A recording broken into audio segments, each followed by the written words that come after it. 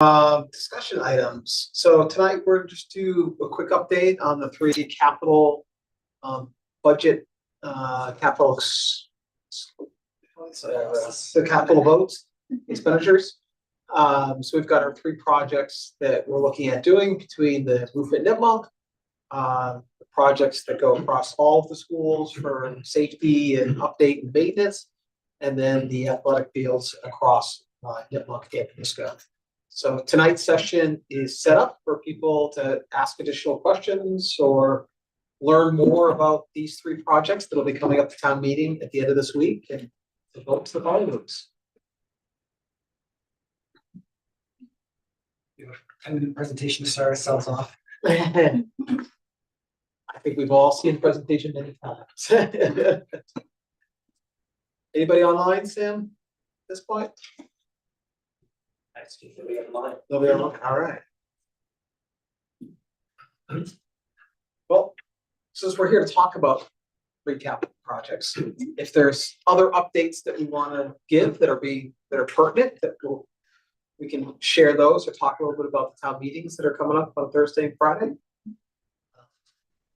Sounds good. Okay.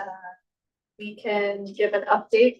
Jay and I were just in a combined CPC meeting with Mendon and Upton.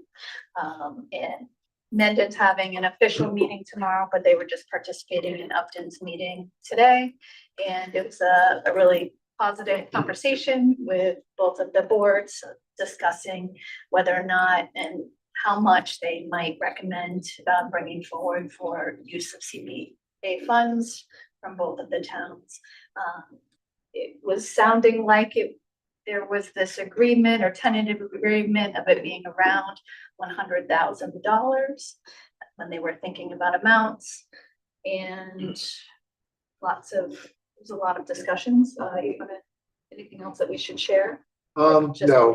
Meeting, yeah. Just that there was general support from both in the meeting, which was great. Right, and one of the things we're going to try to calculate out to present at town meeting is what the application of CPC funds will save on an annual basis, the taxpayer. Like how much does that actually translate to? But both committees are supportive of offsetting the debt, relieving some of the burden of the taxpayers. So I took it as a positive meeting. No, that's great. No, would that be an annual conversation? Yeah, they'd have to appropriate it annually. Yeah. Mike Goddard had brought up the idea of potentially, like, would it be worth it to set, like, could you create sort of like almost like a stabilization account to appropriate $100,000 annually into this account to then use that to pay for debt? And Jeremy was going to look into that because they're not sure if you can actually do that or not. It makes perfect sense, but just because it's logical doesn't mean you can do that. Right. Yeah, well, that's great. Good update. That was positive. And I went to the Upton Senior Center today. I was scheduled for a presentation. Unfortunately, even though it was well advertised, no one signed up, but I did grab a couple people who were there and I told them about capital project proposals as I do. And I also left all of the presentations, and when I had been to the Mendon Senior Center, I actually brought a lot of hard copies of the presentations, and I did that same for the Senior Center with flyers as well, in order to just leave the information for anyone who's there. But it was nice when I walked into the library. It was actually well advertised in the stand with the flyer and information, and I thought that was great. Good. And it's only Monday back after the break. Nothing took place over the break, but leading up to it, we had meetings every single night of that week. Monday, Tuesday, Wednesday, Thursday. We had multiple meetings and presentations, which went well. And tomorrow night I will be presenting. We have a building committee meeting at 6, which will be virtual, just 6 to 6:30, just as a check-in this week. And then at 6:30, I will be hosting a superintendent circle. I'm going to send out an alert tomorrow, just letting people know. That's just going to be over Zoom. It's not going to be hybrid. And I'll just do a regular, not a webinar, I'll just do a regular Zoom session, and really kind of another one of these. If people have questions, just offering it out and providing information if needed. And we have Spanish Immersion Advisory Board on Wednesday. Most of the parents there have heard about it because they're also involved in the Memorial PTO, but I'll give just a brief, 5-minute update just to let people know. That's in my plans as well for this week. And then we head right into the town meetings on Thursday and Friday.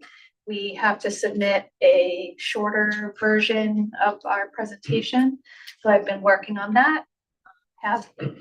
If we don't end up having any questions here from anyone, I could show you a couple of just the visual updates. I know you don't need to hear the presentation, but to show you some of the tweaks that I'm doing and trying to condense it down. Anytime when I've tried to do a presentation of it quickly, I've averaged 20 to 25 with no questions, about 20 to 25, which is still too long. That's not this presentation. I'm trying to take those key points that seem to resonate and then see how we can condense it down, like visually, in order to get it down to what we need. But I definitely, in the next 24 hours, we're supposed to get it to Upton, I think tomorrow, but the next 24 to 48 hours, any input on it, and I'll share it with you after, would be good just for any key ideas. What is the target time? They said no more than 20, but we know that people's attention spans last about 10. 15 is what you want to shoot for. Although I find that we're pretty engaging and have carried a room for a good 25 to 30, but I, haven't done that many in an auditorium yet. You never know. Yeah, Upton sets up like a hard 20 minutes. They also offer anybody that opposes it can also have 20 minutes to do a 20-minute presentation, against it. But my experience at town meetings, generally after about 10 to 15 minutes, you really kind of lose your audience. Okay. Sounds good. So 5 slides. I am down to 30. Down to 30. But I'm not there yet. I look forward to the opportunity to give recommendations. We're getting there visually. Is there anyone online that has questions? Checking before we show some of the. All right. Is that no questions online? Is that what you said? There's nobody. There's no people. It's because we've done such a great job with our presentation. We threw a curveball, 6:30. Okay, would you be able to pull up the presentation that I shared with you?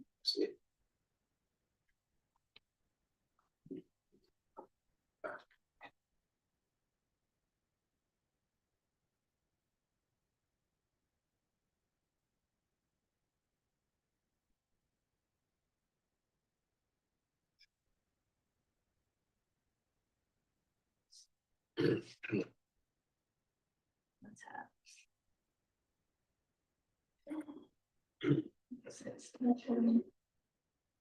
Right, can go to the next slide. I'll point out a couple of the playing around with visual changes. They were just the 3 proposals with blank white in the background. I put the pictures in. I know it's a little harder to read, but let me know after. And you don't have to give me all the feedback now, but certainly we can talk about things, but we could go over after. I do feel on slide 3 that this slide has to stay. It is the one that has resonated the most. Elena, you're also in the room and you've seen this presentation many times, so feel free to, in the hearing, give us some input, we'll take it. But that has seemed to really resonate. The next slide, I swapped them out. It's a lot of text and we could probably make it look different, but I'd like to get ahead of questions and explaining that we've been working on this for a while. I don't go through this. I just say we had worked on fields for the last, decade. We're looking at capital, and then I quickly go to the next slide and then mention the facilities assessment. We formed the capital subcommittee. I kind of highlight, we're in MSBA in a really quick way. I don't go through it, but people who like to read, they're able to see all the work that's gone into it. And the only thing I just added the presentations on the bottom, that we've been presenting the last couple months. But it's probably a 10-second slide, but we could probably visually do it differently, but I haven't had time to do that. So we could get feedback on that. Because I want it to be able to be read pretty easily, you know, it'll be on a giant screen. So people, it's not hard, but I wanted people to see that. So then we head into the descriptions of the capital projects. And I just go right in, roof project. I usually don't say too much about, I just say that we're addressing the failing roof and replacing HVAC and go on to the next slide. The next slide, I do try to spend more time on. I think this is the most important slide of explaining MSBA and pointing out that it's really good news that we are receiving reimbursement for the work, and the importance of it passing at all 4 stages is a requirement. And so I do usually pause a little bit more on that.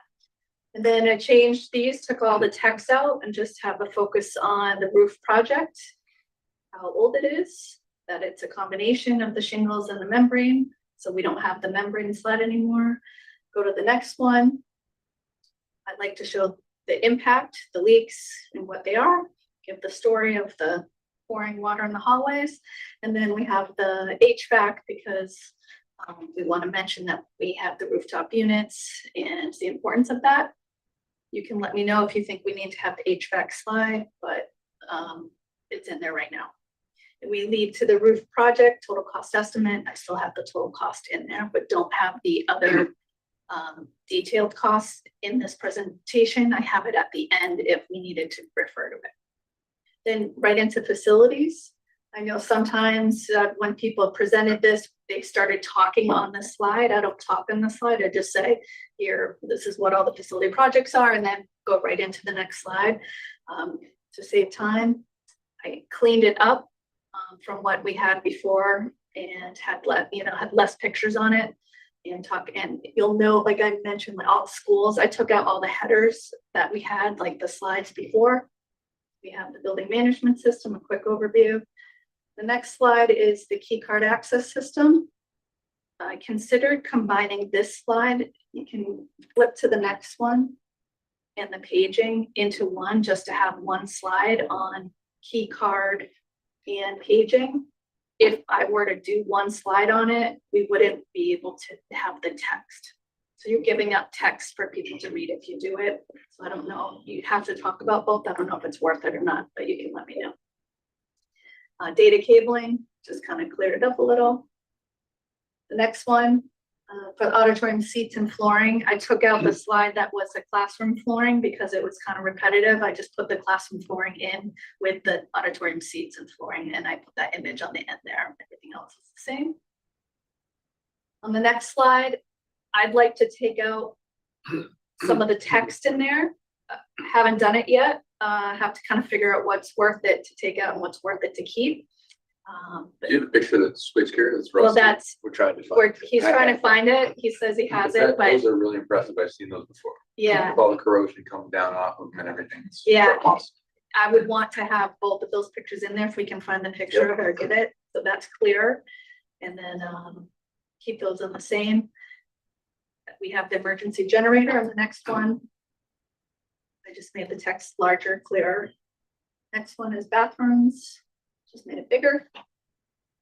Lockers, I don't read through any of these, they're pretty speak for themselves. You could, if we wanted to reduce slides, put bathrooms and lockers in the same one. You still have to say the same description about the bathrooms to describe the, ADA and the size, you still have to say it.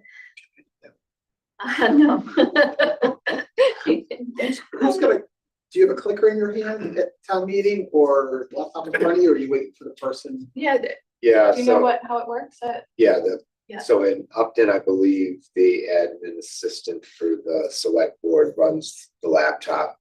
In Mendon, it's gonna be my son that runs it in the back there. Because he's doing the projecting on the screen, so we'll have to, I can ask him if he has a I clicker. assume type. they Yeah, have a I clicker. have a long distance one, if you Okay. want, especially with this, you're gonna wrap it through a bunch of slides, Yeah. it's nice to have, cause Yeah. you can just keep talking like open sentences versus saying, next slide, please. Yeah, next slide, if you please." can bring 2 it just in minutes, I'll say case, and next I slide. think, I had one, Yeah. I haven't used it in a while, because I'm usually just sitting next to it to see if I usually keep it in my bag and if it works. Yeah. But we can ask and see if they have one. They've recommended that. We have the flooring here as well, which probably could be combined with another one if we want to combine. And then we jumped to Memorial Clough Elementary School, the windows, and the curbing. On the curbing, I know feedback we got before was to have this many images. Personally, I don't think we should have as many images. I think we should have a larger 2 images. I did take a really good image that I'm gonna try to throw in there, and then, you know, you can see which one you think works. The one on the bottom left's pretty solid. I I like don't having know. the volume. You what? I like having the volume of examples that you can point to. And it's up to what, you know, feedback from all of you. I think it's me because I just don't have good eyesight. And even on that, I can't really see it clearly, but when you flip to, you know, we'll get to the larger images, then it just really sticks with you. And that's, I don't know. I do think having a border around images, there's a couple, some slides back where the pictures were like touching each other. It's kind of visually like, right? Yeah. That's a different picture. Borders or space or something Yeah. between them. You're talking about the auditorium one. Yeah. Yeah, because in order to fit it, but I'll see if I can do it. Yep. So you like this because it has the spacing. It Yep. delineates, there are 6 Yeah. pictures here. And then it jumps into just the total cost estimate there. Right? Fields and Grounds project. I usually just mention that I'll speak to it in 3 parts: MISCO, backfields, front fields, in that order. And then created a new slide. I thought this was awesome. That's good. I don't know why I didn't put it in earlier, but I think I just had the other ones because it really shows you, Look at that. and you're able, if you're not familiar with the fields, it's nice to see it from above. It's too bad you don't have like topographical lines that show the pressures. I Show all know, right? Uh, And then if you go to the Kids. next slide, yeah, black. I just took it, what we had, and we had some words on it, and this is where I described, because you can see it at the level of it.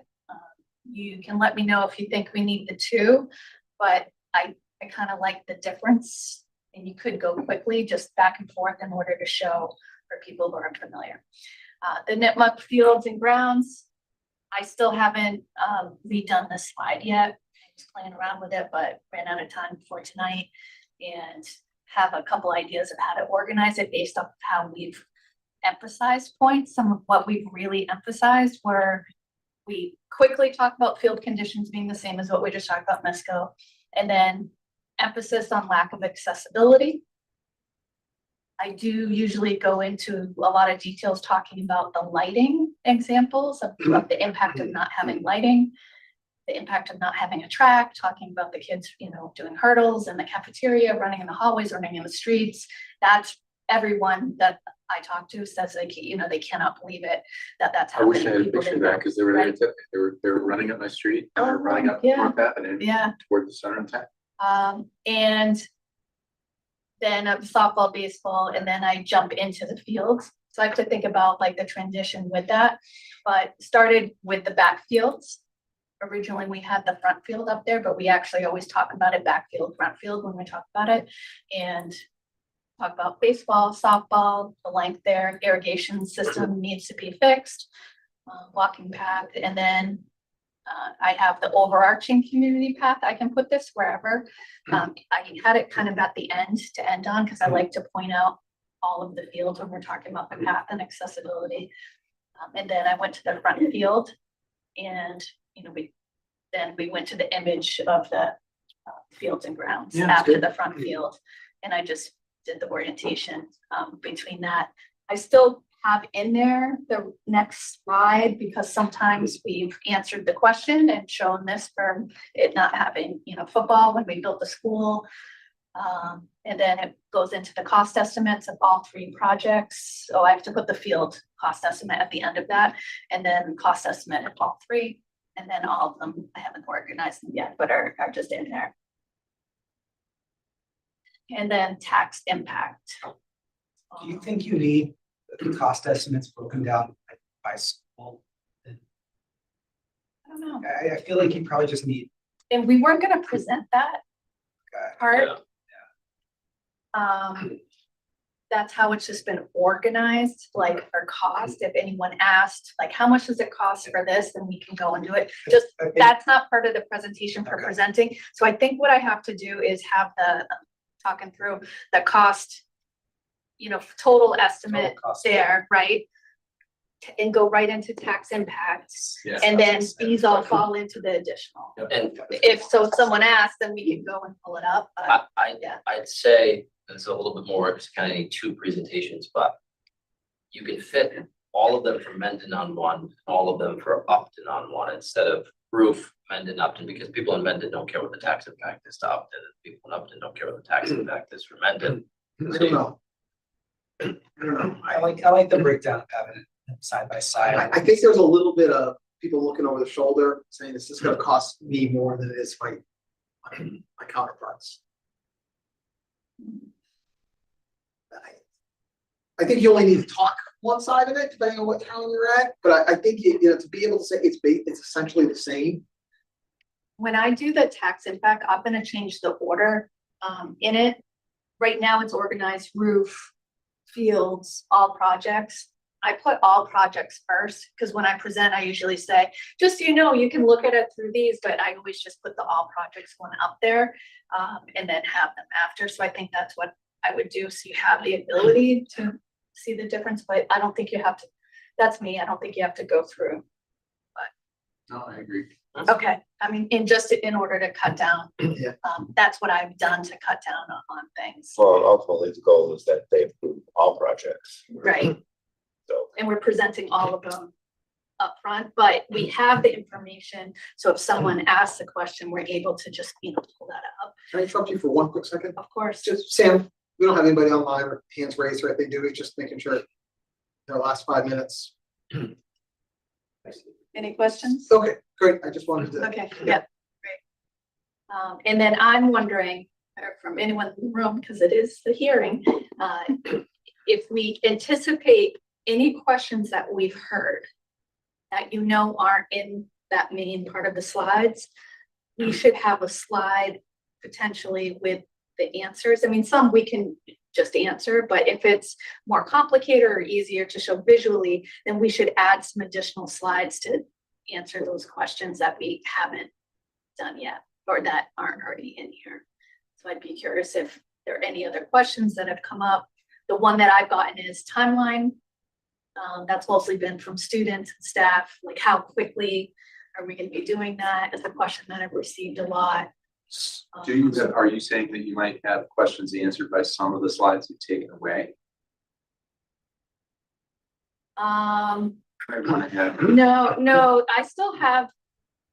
I just want to add in slides at the end under additional info, Yeah. that if we have questions, we Good. know there's a slide for it. Yeah. But we have a short timeline because we do have to get the presentation to them, and but I think that would be helpful if we had.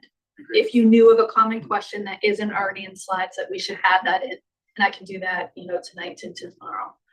Yeah, I mean, sometimes even printing these things out, 6 slides per page, and having a couple hard copies, it can, you know, whether we're in the front row or Right. Jay's there, you say, well, hey, slide 42. It Yeah, can help the presenter. Yeah. And sometimes having it in front of you so you can flip through. Yeah. It goes a long way. that's a good idea. Mike. I'll give you two thoughts real fast. Yep. Real fast. I love your thoughts. And number one is, I would just be careful not to talk twice as fast, because you have half the amount of time. Yeah. Which I know we can all naturally, you know, kind of do. And I think the other one is just, you've got a lot here. You know, the majority of the people in the room, I think, are already seen this project. We're a little later, at least in Mendon, I mean, we might not present until 8:30 at night. I think, Jay, you know Yeah. these things better than I am. I do, but I think you can pull up 50% of the slides and almost have no words, right? You know, a couple of them, like where you say track or lighting, but a lot of these decks we created them in a way that lots of people could present them. They're available for people to click on and read, all that kind of stuff. Where in front of the town, you want a big picture. It's about your words that are coming out. You can almost get to the point where very little words on slides. Yeah. Yeah, that does, I agree with that sentiment. There are people who gather information by reading. Sure. Right. So if you have. There, I feel like the there are a idea of couple a slides, multi-factor approach Yeah. to getting Yeah. information in people's heads. Yeah. there are a couple slides that, so when you look at the locker slide, you don't need to say much about Yeah. how bad, other than I like to say the reason why it's this way is that the renovation, it wasn't part of the renovation, is what you say, it needs to be replaced.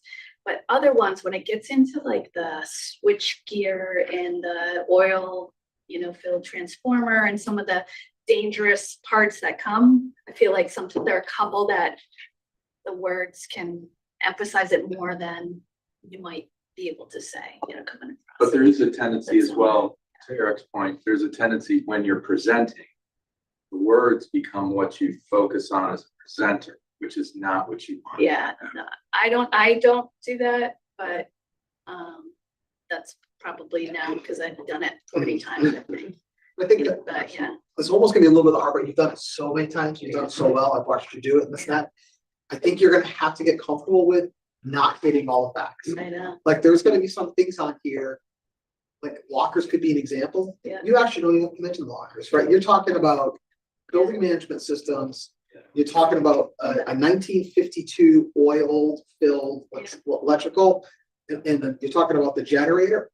And those three are the lion's share. Yeah. The rest are just the mice, like, Right. you don't Yeah, so have to. maybe, I mean, those are the student impact ones are the lockers, and we're almost at 7, but lockers, bathrooms, and flooring, like at Yeah. NISCO, that I can just do the 3 images on the slide, on Yeah. one slide. Love it. People get it. I can give the, couple quick hits of info and then move quickly. Yeah. All right, that's good. I'll continue to work on that, and then by the end of the day tomorrow, we'll be getting it over to Upton. I don't know when I have to get it to Mendon, but I might have a little more to tweak it. Have some A flexibility. little more flexibility, Yeah. okay.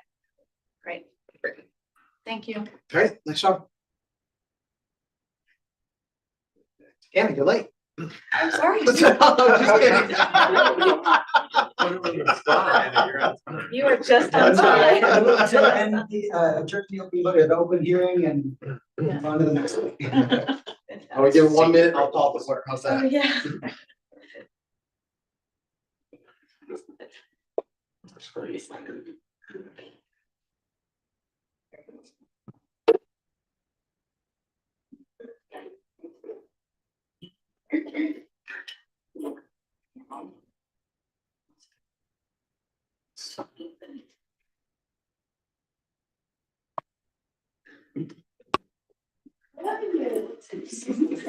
Yeah. It is warm in here. Very hot in Where's here. Jay? Jay's the heat still on in here? What? What's going on with this? Sweating bullets in here.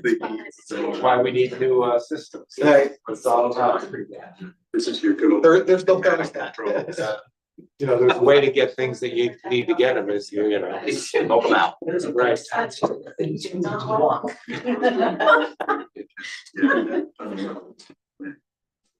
Doing good now.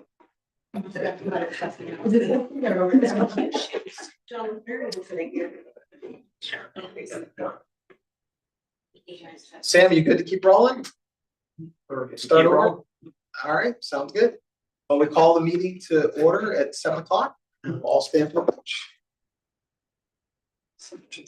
I pledge allegiance to the flag of the United States of America and to the republic which stands one nation under God, indivisible, with liberty and justice for all.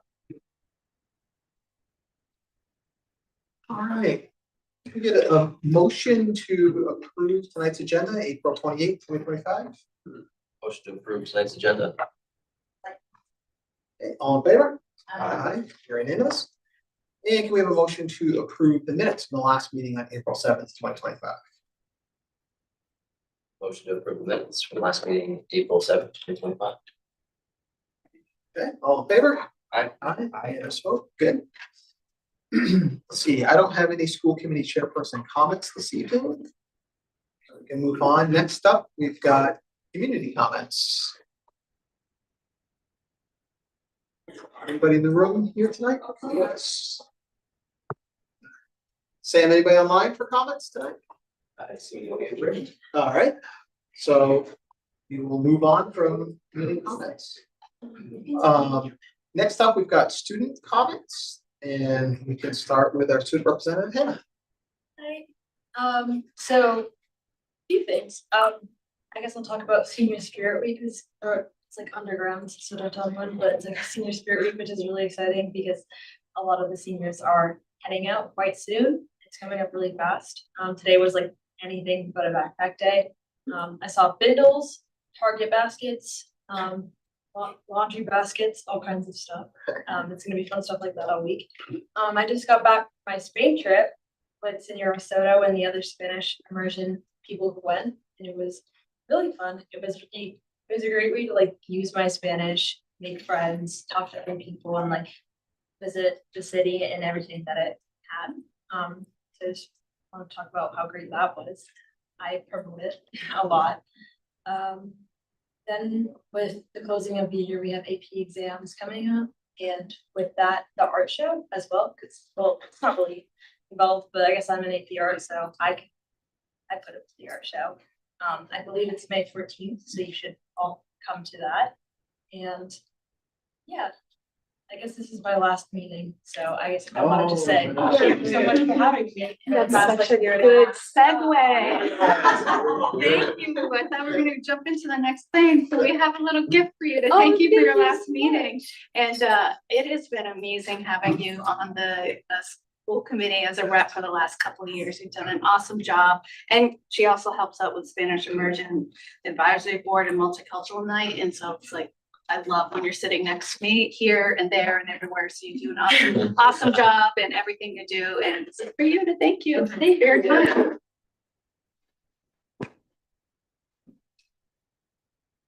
All right. Well, thank you. Thank for having us welcome. Any other questions for Hannah? We can I have. really make it hard. I found your comments to be very valuable and very insightful, and it gives us a lot of information. So thank you very much. Thank you. No worries. Sometimes I feel like I just yap on and on, but. Hey, your yapping came out as gold. There you go. Excellent. All right. I think next up, we've got a group of Nipmuc Regional High School students to talk about land acknowledgement.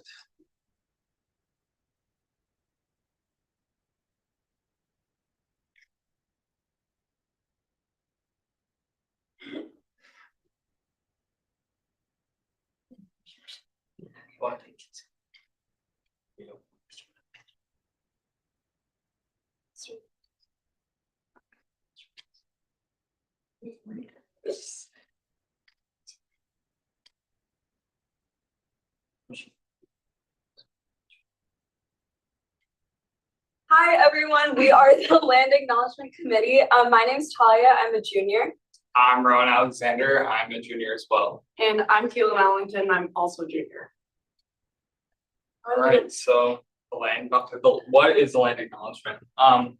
A land acknowledgement recognizes Indigenous peoples who were the original inhabitants of or stewards of the lands on which we now live. It is created through research and collaboration with the local Native tribe, in this case, the Nipmuc community. Making a land acknowledgement should be motivated by genuine respect and support for Native peoples. Speaking and hearing words of recognition is an important step in creating collaborative, accountable, continuous, and respectful relationships with Indigenous nations and communities. Land acknowledgements are often posted outside of public buildings and read before important events. So, over the past few months, the land acknowledgement has come together. We started by researching other land acknowledgements around New England to get an idea of what one should look like, what not to do, what's important to include. We consulted with Nipmuc historian from Brown University, Kimberly Toney, and we met with an Emmy Award winning writer, Michie Lesser, from the Upstander Project in Boston, who was extremely helpful in drafting the land acknowledgement. We each wrote individual drafts of the acknowledgement so we could include multiple ideas and make sure we were covering our bases in terms of what needs to be included in a land acknowledgement. And then finally, we synthesized the drafts to a comprehensive whole with the help from Michie, of course. Great. So here we have our final product of the land acknowledgement, and it reads, Nipmuc Regional High School is named in honor of the Nipmuc community, whose name means people of fresh water. It is located on the occupied territory of the Nipmuc tribe, whose citizens have cared for the fields, forests, and waterways of this land for over 480 generations. As a state-recognized tribal nation, their government is a constitutional democracy headquartered in Grafton, Massachusetts. Despite centuries of land dispossession, coerced assimilation, and forcible displacement to Deer Island, Nipmuc people have an enduring and uninterrupted presence here. We seek to cultivate meaningful relationships between all Nipmuc people and our school community by honoring, respecting, listening to, and educating ourselves about Nipmuc society. This includes their knowledge systems, cultural and scientific contributions, and profound history. With this acknowledgement, we endeavor to amplify Nipmuc voices, support artwork and businesses, and spotlight cultural gatherings. We aim to better understand our past, the origins of our community, and our commitment to teach future generations about the land we are on and the deep and rich history that surrounds us. So when to use the Land Acknowledgement Committee? We kind of thought that it would be best to read it at events where we are on school grounds, obviously, graduations, maybe like we used it at the NHS inductions ceremony. So events like that where we're using kind of our space.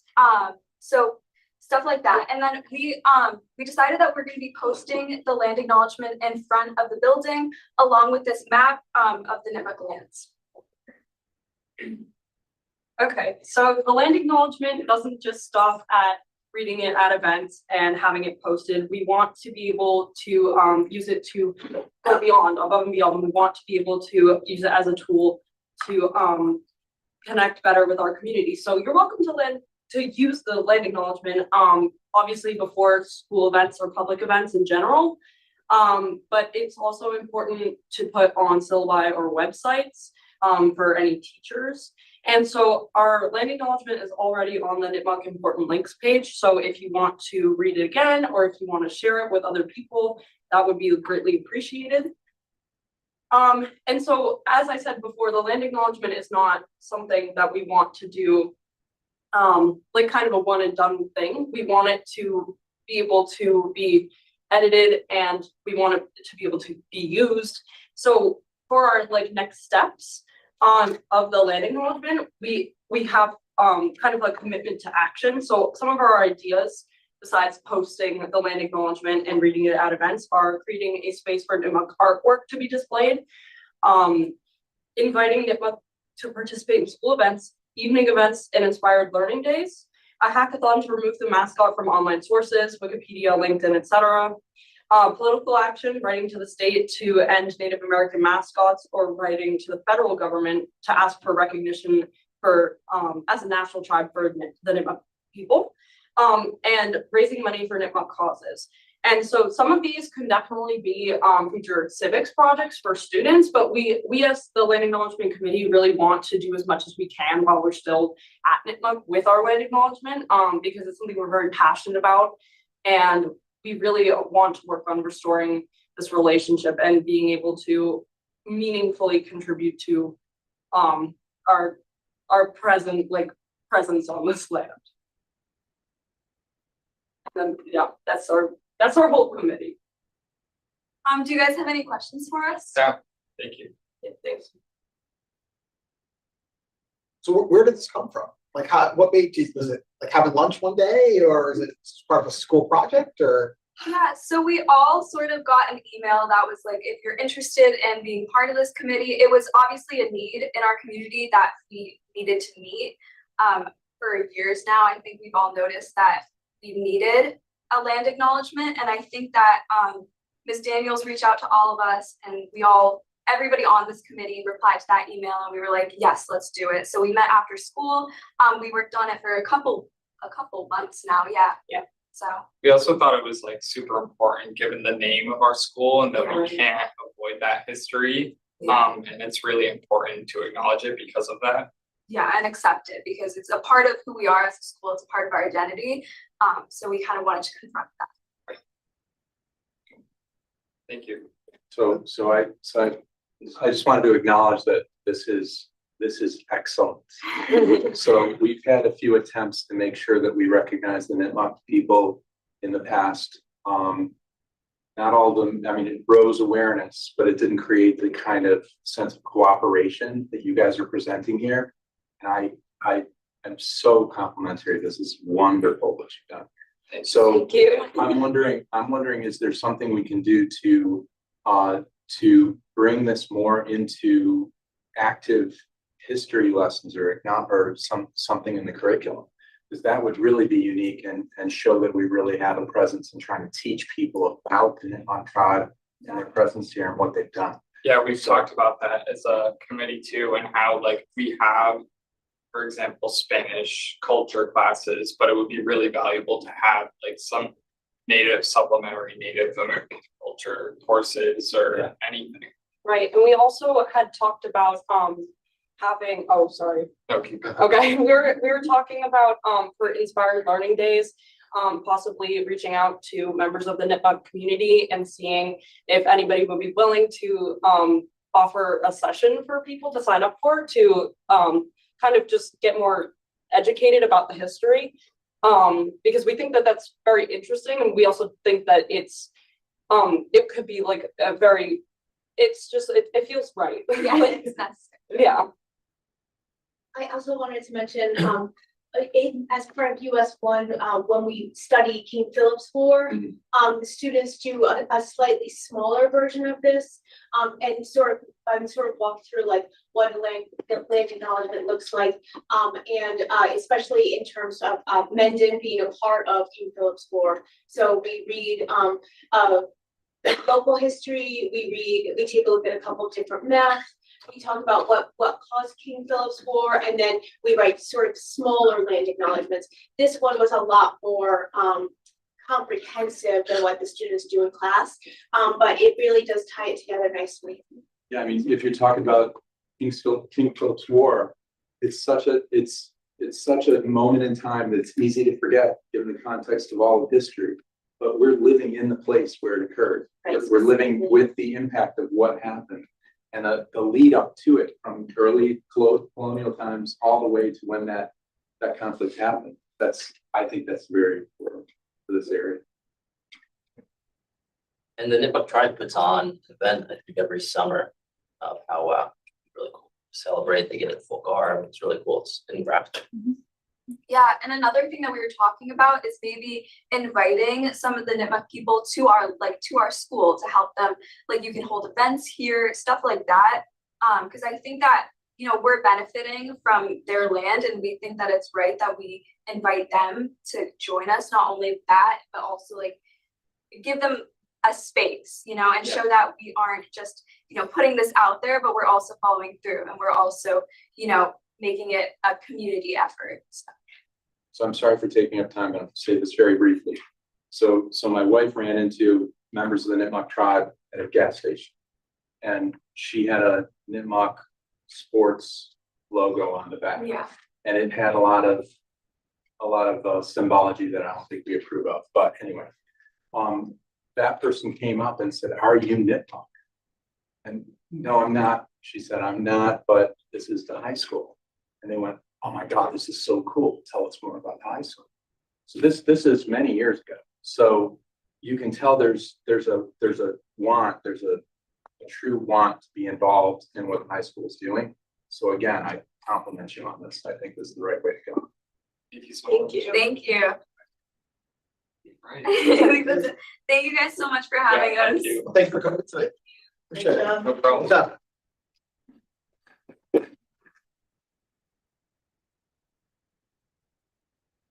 All right, Dr. Collins, you're up.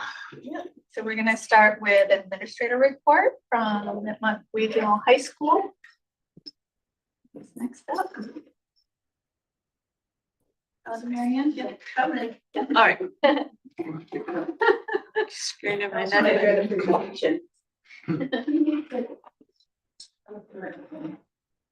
I don't think we could have had a better intro to talking about authentic learning than that presentation. Thanks for the chance to be here tonight. As Marianne and Sam work to get the presentation up, I'll give you some quick background on where we're at. We've been focused a lot on authentic learning and making learning connected in the classroom, connected to the real world as much as possible. We I've been on this mission, on this journey for a while for a few reasons. One of those reasons is that we know that to practice the portrait of the learner skills, that happens best in a real world context. The best way to demonstrate being a global citizen or a skillful collaborator or inspired innovator happens when we are connecting what we're learning in the curriculum, which is meaningful to the world beyond our school. That's one of the reasons that we've really been focused on authentic learning. The other piece is that we know from research, but we know from our hearts, we know from our experiences, the things that makes learning stick is when it has relevance to us, when it's meaningful, when we can apply it and see how it functions in the real world. And so we have an amazing staff. Examples are here tonight. Example just presented, and they do this really well. And we've been on a school-wide mission to make learning as sticky as possible, to make sure that it lasts with the students through the idea of authenticity. And so we've been on a journey for a while, focused on how do we take this idea of authenticity and make it actionable. I love that the kids said they're action oriented. That's sort of the way that we think here. I think it's a characteristic of the school.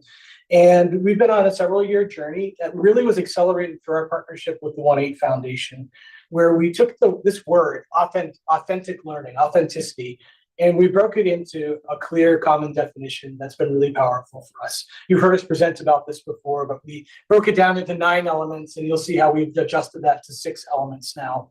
You can go to the next slide. So Sam's got it up. Good job. And then we also came up with a protocol. We know that our teachers are interested in doing this, connecting the curriculum to the real world, but we know that time is short and that we need to maximize our opportunities for collaboration. So we came up with a 15-minute protocol by which teachers can work together in the space of a prep time, PD time, or after school time, get insights from their colleagues, and then also include students in that process. And so this protocol has been something we've been working on over time. We've been supported by department chairs, by teacher leaders who are giving this a shot and trying new ways to apply the protocol. Also, we have Darcy and 2 other teachers who are instructional partners who have each run the protocol dozens of times with teachers in order to help bring this to life. So where we are now is we've gone through a full year of working with Ally, the Applied Learning Leadership Institute, and we signed up for a 2nd year. When we started, they didn't know they were going to offer a year 2, but they began to see some spots where ideas from schools were taking root and they wanted to grow them. So we went from the 1st year, where we were one of 10 schools in Mass to be part of this group, to the 2nd year, we went from building an idea to what they call codifying it, taking it and sharing it with other schools. I'm really proud of that. Nipmuc is the school that is taking the lead among those 10 schools. We are the furthest in the codification process. And in working with 1-8, we've had a lot of support with coaching and resources. They are excited about our work. They think it's scalable and they want to share it. And so this entire year has been about how do we take this idea of the 9 elements we had, break it down so that we de-Nipmucify it, we de-Mersify it, so that other schools can understand it, use it, learn it, and make learning more authentic in their schools as well. So what you have up right there is the modified version that 1-8 came up with. We have some laminated versions we'll pass out to you that they put together for us. It's the new tool with 6 elements that have been crosswalked to the Applied Learning Leadership Institute's definition of applied learning. And on top of that, they added our protocol and they also added a notes catcher. And we've had a chance to share this, get feedback, and learn how to scale it for next year. Great. So we've had a number of opportunities that have come up this year in this work, which is exciting, kind of with our applied learning team and cohort that we're a part of, but even beyond that, and welcoming people to Nipmuc. And so we're part of the cohort, as John said, with 10 schools. So we have the benefit of learning from their programming that they're working on, and they have the benefit of learning from ours. One of the schools, they call them critical friends. One of the schools that's a critical friend of ours is Worcester Tech. So they sent out a team of educators to us this spring, and Worcester Tech had the chance, I think it was about 15 educators came, 17 educators, to spend the day with teachers and students here, our instructional partners, running the protocol and kind of taking it back to their school community. In addition, we've worked with leaders from Project Lead the Way Schools, Mastery Transcript Consortium, and NEASC. So we've been on this kind of unofficial journey of starting to share this work to get feedback, because that's what 1-8 is really focused on. Again, how do you take that work that is relevant and meaningful here at Nipmuc and take it and share it with other schools? So that has been an exciting part of the journey. As part of that, there's been some exciting things that are coming, and we have copies of this for you. The 1-8 Foundation has funded putting together, this is what they refer to as a one-pager, to get information out to communities across Massachusetts. So their focus right now is Massachusetts. So all schools in Massachusetts will have access to this one-pager. The other two pieces that are coming, our teachers and our students and school counselors and us worked with a professional writer, and they're writing a case study, basically kind of documenting the journey of Nipmuc from where we started a few years ago to kind of how this process evolved to this point. And then on April 7th, we hosted a film crew, a professional film crew from Emerson University, which was fun too. And they are putting together, they say a 3 to 5 minute video. There's still questions about how they're going to crunch like a full day of video down to 3 to 5 minutes. But it was a lot of fun to have them here. They talked to our students, our teachers. Obviously, John and I were part of that. So we don't have the finished version back yet, but they sent us a little preview, and Sam's going to try and see if he can show you the little preview of our students, and then Jim Gorman, our science teacher, who was one of the people videotaped. When I started teaching here 8 years ago, learning was very traditional, a lot of worksheets and inquiry type labs, but nothing like we do now with authentic learning. More impactful work to me is work that can affect people's lives and has an impact outside of school, like working with professional partners that the school partners with, or just other people in the town. Authentic applied learning is having the opportunity to make real world connections in a career or field that you're interested in to make your learning more impactful. When I go for feedback, it's actually a nice experience. I'm not nervous about it because I know everybody's in the same boat and we're all trying to level things up and find different ways. And I found with the stuff in the department, we get the best feedback from people outside the department, but they come up with different ideas. It really helps getting the different perspectives in there and not just isolating to your department. I think that the biggest strength of this would be like the interview piece, like being able to connect with someone who actually experienced it makes the whole learning process more personal, I think. I think that connects to the partners piece for the professional framing, like making that very, like leveling it up really. So I think it's the biggest strength. This is not something I would want to be as like a one and done kind of thing, because I feel like that's the case with a lot of assignments, just because we have to go through it to get through the whole year. But I think with a project like this, having something that we can sustain across especially 4 years and actually build this with audience, like connections to outside of school. Working on software and working with people outside of your school are both great skills that you can use in college. And working on these projects, it really makes my learning go a lot deeper than if I were to just take a test for my class. When it comes to doing authentic learning, you're able to learn more because it's associated with a memory. So for my Mission Mars project, getting that first helps me remember the different things I learned, like surface area and tangent force, along with the whole process, so that I can use it later on in the future. Overall, I think that when it comes to authentic learning versus like note learning, it definitely helps you remember more, and well, it's more fun. So that was a cut that was put together just by the 1-8 Foundation, not by the videographer. So I don't know how much we're supposed to be sharing it, but it's awesome to hear from our students and from our teachers. And I think, you know, one of the pieces is it's so validating when you hear from the students and the impact it's making on the students. So that was just a snippet of it. The other piece we've been doing over the course of the year to get feedback about this work is talking to our students. So we have a format called Food for Thought Lunches, and we've collected feedback over the years. And so this year our focus has really been about authenticity and the idea of self-efficacy. And so we talked to the students about sticky learning experiences and what makes learning stick, and kind of having them get meta about their learning, right? What are those learning experiences? Why do certain learning experiences stick? And helping kids hang on to that knowledge, right? Empowering them through being reflective about their own experiences. And so kind of what's next? We're really excited to get the finished products back because we're supposed to have them prior to the end of the year and to celebrate the success with the students and the teachers who have done all of this hard work here.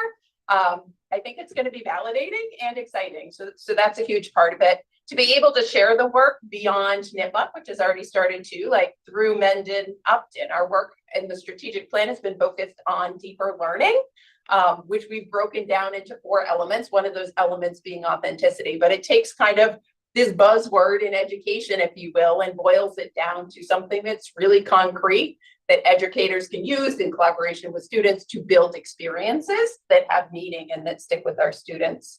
And then obviously the continued collaboration with other schools and other leaders.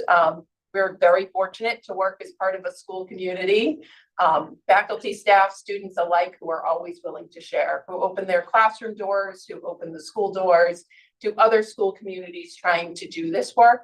And we're excited to host people too. And so next year, Ally in their 3rd year, they keep reinventing themselves.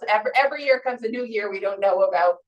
But next year they're putting together a cohort of schools that they want to bring together to learn the authentic learning protocol and bring it back into their school communities just to start designing those learning experiences. And so while we don't know what it looks like, because I'm not sure they 100% know what it looks like, we know it's going to provide, again, additional opportunities, not only for people to come learn from us, but for us to continue to collaborate and learn from other schools that are on this same journey of trying to reimagine learning as we have known it previously, and build those connections into the community. So we're really excited, and if it's been building, but super proud of our school community, super proud of our students and our teachers, and excited to see what's next. This work is all connected. None of it's in isolation. The Portrait of Learner connects to authentic learning, connects to mastery transcript. Next year, although they haven't given us the details, they do anticipate that there are going to be about 10 schools that will be visiting Nipmuc for site visits, interacting directly with our teachers, practicing the protocol and seeing it in action. I think 1-8 would tell you we're one of their most valued school partners, if not the most, as far as applied learning goes. And I would tell you that both NEASC and the Mastery Transcript Consortium would say the same. So we're positioned right now with these 3 really influential external partners who, although we feel like we're still in the beginning phases of the work, are excited that they have a school they can direct others to say, look how they're grappling through it. Look at some of the structures they have in place. What could you take? What could you scale? What do you want to borrow? What would you leave behind? So by no means will we tell you that we have it all figured out. We've had a lot of bumps in the road and we've got more to come. I think what we do have figured out is a shared commitment and belief in this work that we're doing, and amazing people that are making it happen. And we're excited to share that with everybody. It's a quick update. Good. Questions? Help me real quick, understand, I'm just trying to. Yeah. 1-8 Foundation. Do we pay them? Do they pay us? Are they talk about consultancy and other kind of things. What's the money flow? Yeah, so they have private funders that are invested in kind of reimagining education, creating hands-on experiences for students. A lot of that comes through curriculum, ST Math, Project Lead the Way, the Democratic Knowledge Project. Those companies are investing. Correct. So they invest in the training of teachers into those companies, right? Those companies aren't investing in them. They're partnering with them, but it's all private funding coming into this organization. Yeah, it started kind of small. There's a lot of money that they have private donors, and then when they started, it was like Project Lead the Way. And then I remember it's when I was assistant superintendent, we said, do you want to sponsor project-based learning? Because a lot of us want to do that. And then we were able to get them to, jump on board with that. We had the School Leadership Network with MISCO participating. Then they had ST Math. And so they are building these connections of what works. So they go and make sure they know what works, they support it, and then they work with, and this has been new with Ally, just came about a couple of years ago, and we jumped on board because we tend to jump on board because what 1-8 tends to support is the best stuff, and we've really benefited from our partnership. But yeah, they're private funders, and it's just Massachusetts too. Yeah. Their funding's helped us. We visited schools in Washington, D.C. We visited schools in Philadelphia with our cohort in order to talk about it. It's also allowed us to do things like get print jobs done, laminate things, buy poster printers, talk about authentic learning experiences and what kind of resources to bring in. It's not a ton of money, but it's been enough to help give this work a little bit of a push. But it's kind of a two-way relationship, right? Because Correct. you're feeding them the work you put together, they help commercialize it or market it. Sure. They're bringing it back. Okay, I'm just kind of trying to. And their interest right now in the Applied Learning Leadership Institute is like, it's one thing to have a set program and curriculum that you can deliver, but how do you create more homegrown efforts that expand beyond just the curriculum areas that they have curriculum for, right? Like you want to take it into PE or the arts or a math classroom, an English classroom, what do those then look like that are scalable? And so they committed to say, we want to work with leaders in, groups from across the state to see if we can do this. So that's why every year it's like they're reinventing what the next year is going to look like. They're trying to figure that out as they go. Yeah, But this is the first time I'm associating Project Lead the Way with 1A. Me too. And Ally with 1A. I didn't know that was a big effort going on. 1-8 is the umbrella company, I guess, The organization. funding. Yes. And so we get grants, they're small, they cover different costs for us in order to participate. The Ally is different, from some of the other, resources we brought in or training we brought in. It is different. And, but we're excited to be part of it. Yeah, I think Ally is really focused on homegrown. PLTW is canned and you can adopt it, you can adapt it for sure, but it's a product that you take on wholesale. For us, it's about taking what you have in place already and making adjustments and revisions through a formal protocol. So we're about lesson design, authentic learning design. They have a lot of that around like discourse. Misco's doing amazing work right now around discourse, which is really impressive. A lot of groups have been focused on that. Some have been focused on wonder and curiosity and strategies for it. But they would like to see if they can find school models that can have an idea that could be scaled across all schools, in all disciplines, in all grade levels. And we've been trying to convince them to go to the elementary in our district. They just haven't yet, but it's in the work. They're a neat organization to be partnered with. There's a lot of fun connections there, but it's definitely a two-way street, right? Yeah, that makes sense. Giving and working for them. And That's been very helpful. Yeah, great. So that stuff So, together. so you said self-efficacy. Where did that come from? Self-efficacy came out our panorama data. Yes. It is our panorama data is really strong around relationships, connections with teachers, sense of belonging. That has been strong. Our lowest point has been around self-efficacy. So we have students engaged oftentimes in a heavy AP course load, taking really challenging courses, building impressive resumes. This is, by the way, not NITMUC specific. This is the high school challenge. But then you ask them, well, tell us what you're going to remember next year. 1 year from now, would you be able to say that you remember all the lessons and the learning? And the data point's been low for us. And so for us, when we looked at authentic learning, that's where we leaned into this idea of stickiness. What's going to stay with you? What are you going to internalize? When can you practice those POL skills that become part of your narrative? So that's a term we're using to represent what we're trying to accomplish. Right? Yeah. I just wondered if that was like embedded in their messaging. It's been great. That was one of the first hurdles we had with them. They challenged us to measure this. Okay. I think in our hearts, we all know that when you apply something to the real world, it makes sense. You're going to remember it more. But they said, what's your hard data? Where are you going to have actual numbers? How can you quantify that this is working? And so we didn't share those data slides today, in part because we have about 80% of classroom teachers who took on a SMART goal this year around authentic learning, around self-efficacy, and they just haven't reported back yet. But we're super excited to hear what students and teachers have to say about the impact of this work on that data point. I think from a data and metrics point, it'd be interesting to see like where enabling and encouraging this deeper learning, how does it impact the students, and like, are they declaring majors earlier and following through on that, through college, getting a degree in because the light bulb triggered because of X, Y, and Z in high school? Like that would be an interesting metric to kind of. Right. Yeah, it immediately gets you thinking about like your own journey and how you've landed where you landed, and thinking back to your own like pre-K through 12 education and how much do I really remember and what are those powerful moments and why did it stick? And so these are all the conversations we're having. They're great conversations, right? About learning and learning science. So pull the lens back one more time. Like we're super excited about the work that's happening here, but we're even more excited when you put it in the context of the district. we've been working on this deeper learning framework. Authentic learning is one piece of it, but also you look at student agency, you look at opportunities for reflection, you look at opportunities for collaboration. Each of the schools in the district is sort of naturally taken on one of those categories of deeper learning, and everyone in their own schools is doing some sort of work around it. Memorial earlier this year piloted an agency protocol that they're working on. MISCO this year has been doing this work with discourse and sentence starters, which really goes into collaboration. We're all taking on similar work that I feel like they could be up beside us presenting what they're doing. But when you fit these pieces of the puzzles together over the course of our strategic plan, I just feel like by the time 2028 comes, we're gonna be moving even more. A lot more people are gonna want to come visit us at that point.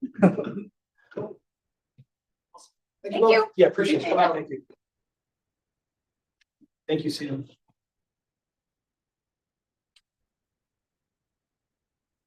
Next, we have our district ELA curriculum council presentation. We're gonna take just a little while to set up. So why don't we all like come on over here and grab seats so that we're here. Okay. While we're setting up, you have the link, Sam? Just gotta grab chairs.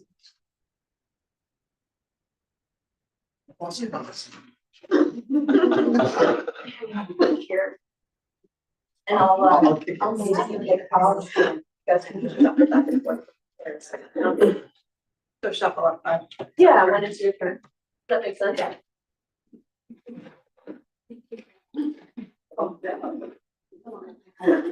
Or you can do the podium, whatever you want. Too many of them. And Melissa and Michelle, do you guys want to come up? Sure.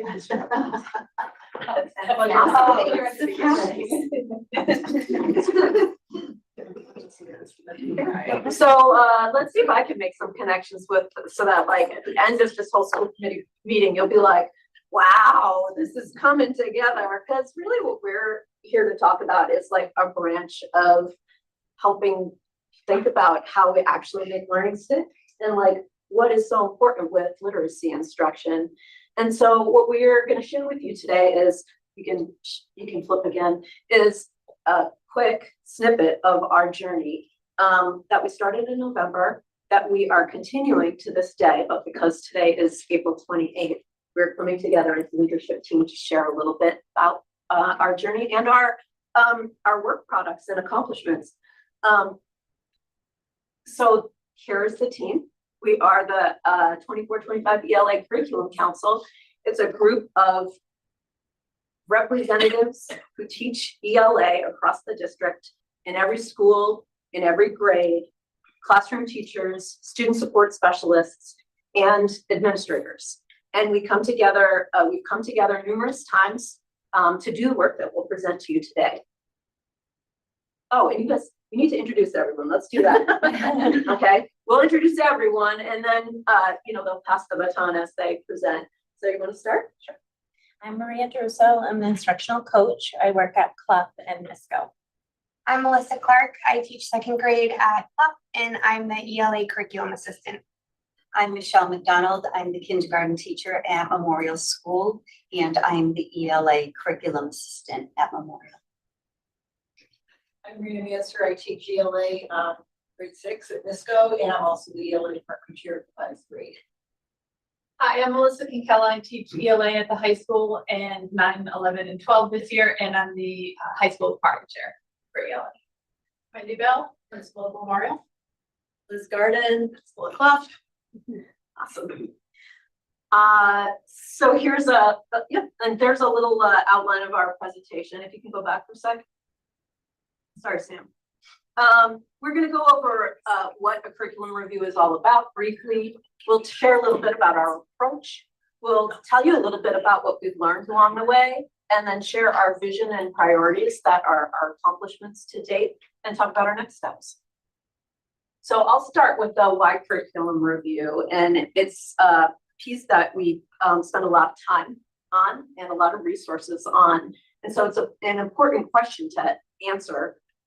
First, we review curriculum regularly because our world is changing constantly. And we want to make sure that what we're teaching and what we're helping students learn is adapting to our changing world. We also want to make sure that what we're doing actually works. And so we check what's working and we check what maybe needs a little bit of work. And we try to adapt so that as we go through in time, our curriculum isn't stagnant. We also want to make sure that we are aligning to the visions that change around us. So what does our community want for our kids? What are the driving priorities of our district and our schools? And finally, we want to make sure that we're spending our resources as wisely and efficiently as possible. And so that begets analyzing what we're doing and figuring out what the most important things to spend our money and our time on are. So we organize cycles of curriculum review that is a 5-year cycle. And every department has a home somewhere in the cycle at a phase in the cycle. And we organize it so that a small number of departments are at each phase each year. And one of the reasons why we do that is because certain phases lead specifically to consideration of resources. And we want to make sure that the district has a way of predicting the expenditures that they need and thinking about and distributing it so that it's not all in a small amount of time. So this year you've heard from the Spanish immersion group. They're in phase 1, as well as the ELA department that's here today. And next school committee meeting, you'll hear from the Department of English Language Learners. Next year, science, technology, and music are up in phase 1. And so now I'm going to pass it over to Maria, who's going to tell you a little bit about our approach to curriculum review. Perfect. Okay. So a small group of members from the Curriculum Council took part in monthly meetings with the Department of Education. And this group of people, the Department of Education, they're called the Implement Network. They're led by curriculum content specialists from all areas, ELA, math, science, social studies, who support the many districts in this process of curriculum review that enables priority-based selection of high-quality instructional materials. During these meetings, we were able to connect with many other districts who are also going through this curriculum review process, and we had many opportunities to gain advice from them and learn from one another. DESE breaks the process into 4 phases, as illustrated on this slide. So we have the learn and prepare, investigate, select, launch, and then I can't really read it, but I think it's implement and monitor. And this year MERS has been taking part in the learn and prepare phase and the investigate and select phase. So I'm going to go into more detail on those 2 phases on the next slide. Thank you, Sam. So starting in November, we started the learn and prepare phase. And during this phase, as the Curriculum Council, we looked at what we have in our district currently. First, we established the council and we wanted representatives of all different areas. So we have people, special educators, representatives from K through 12, ELA, Spanish immersion. And once we had that council established, we assessed them through a curriculum literacy survey to see what gaps we might have in our knowledge base to figure out what we might need to know in order to move forward with this process. Once we did that, we came together and looked at the data over the last 3 years. We looked at MCAS data, iReady data, anecdotal data to kind of see what our strengths and needs are as a district. We were able to take part in professional development as a curriculum council on the science of reading, which updated us in our most current practices in literacy instruction. And we established a vision as a team and developed parameters and priorities to guide our selection of high quality instructional materials. Both of those, the vision and the parameters and priorities, will be discussed in the later slides. Moving into February and May, we moved into the investigate and select phase. During the beginning of this phase, we were still refining our vision, but we started to also look do desk reviews of high quality instructional materials using ed reports and curate reviews. They're kind of like the consumer reports of education. And they helped us to kind of narrow down our selection to five different programs, high quality instructional material programs that we then invited the publishers in. And we listened to them as a council and took notes and reviewed them. And from those reviews, we will then narrow it down to 2 programs, elementary and middle school, to decide to pilot or field test in the fall. I think I got everything. So I'm gonna pass the baton over to Melissa. So in order to be able to look at all of these different instructional materials, we really had to deep dive in examining our data. So in ELA, we look at 2 different areas. We looked at our writing and we looked at reading. In our writing, our scores are showing growth, but we are still below state average. So we know that we still have some work to do in the areas of writing. Beginning to implement younger students from the ages of pre-K and K, learning writing conventions through speaking.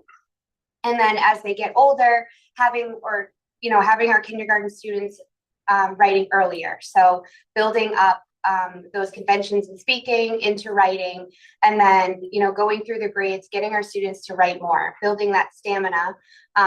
We've been able to do that with our current curriculum, which is Foundations, which provides a strong foundational writing program, but it really does lack practice in building the stamina in writing. So we know that that's an area that we have to continue to work on. In reading, although we have, strong reading scores, we are kind of static. So we know that we had to make some changes, and part of those changes are focusing on explicit instruction in foundational skills, which again is our Foundations program. And in K-2, we've really seen some great growth, and we know that it's just going to continue in the older grades. We know that we also have to we'll have more professional development in the area of science of reading instruction.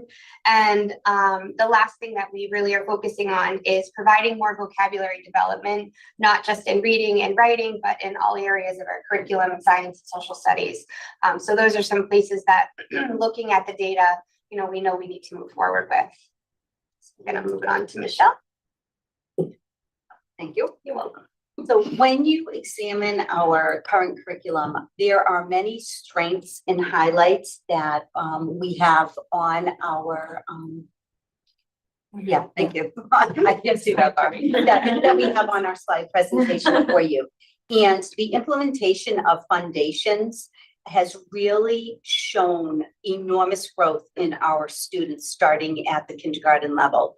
When we talk to first and second grade teachers of kids that started with us, they're like, you would not believe what they can sound out, tap out in their oral language skills that they have now.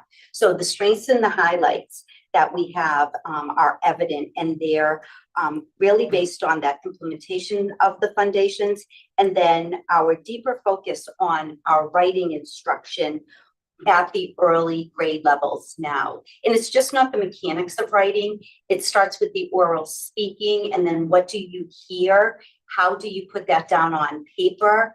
And just that inventive spelling of your thoughts and being able to illustrate in your writing with pictures. So those strengths are going along really well, but we know that there is a lot more for us to learn about the science of reading, which the PD that we had was amazing. I'm like, oh, I want her again, because there's just so much out there that's changing that can help us guide our practice with our students, and the steps that we need to take to help our students to be motivated readers, to want to read more about something they're interested in, and having books available that will just, cap on their curiosity and want them to know more. So providing those texts that guides our students as they will transition to middle school and be motivated readers, have really good stamina, is our focus that we really want to have as we grow and we learn more to help our students of MURSD learn and grow. And with that, it's going to move into middle school, which I'm going to share my seat with Katrina now. I'm gonna join Rena too. Okay. Perfect. We'll do middle high school. It's sweet to do that.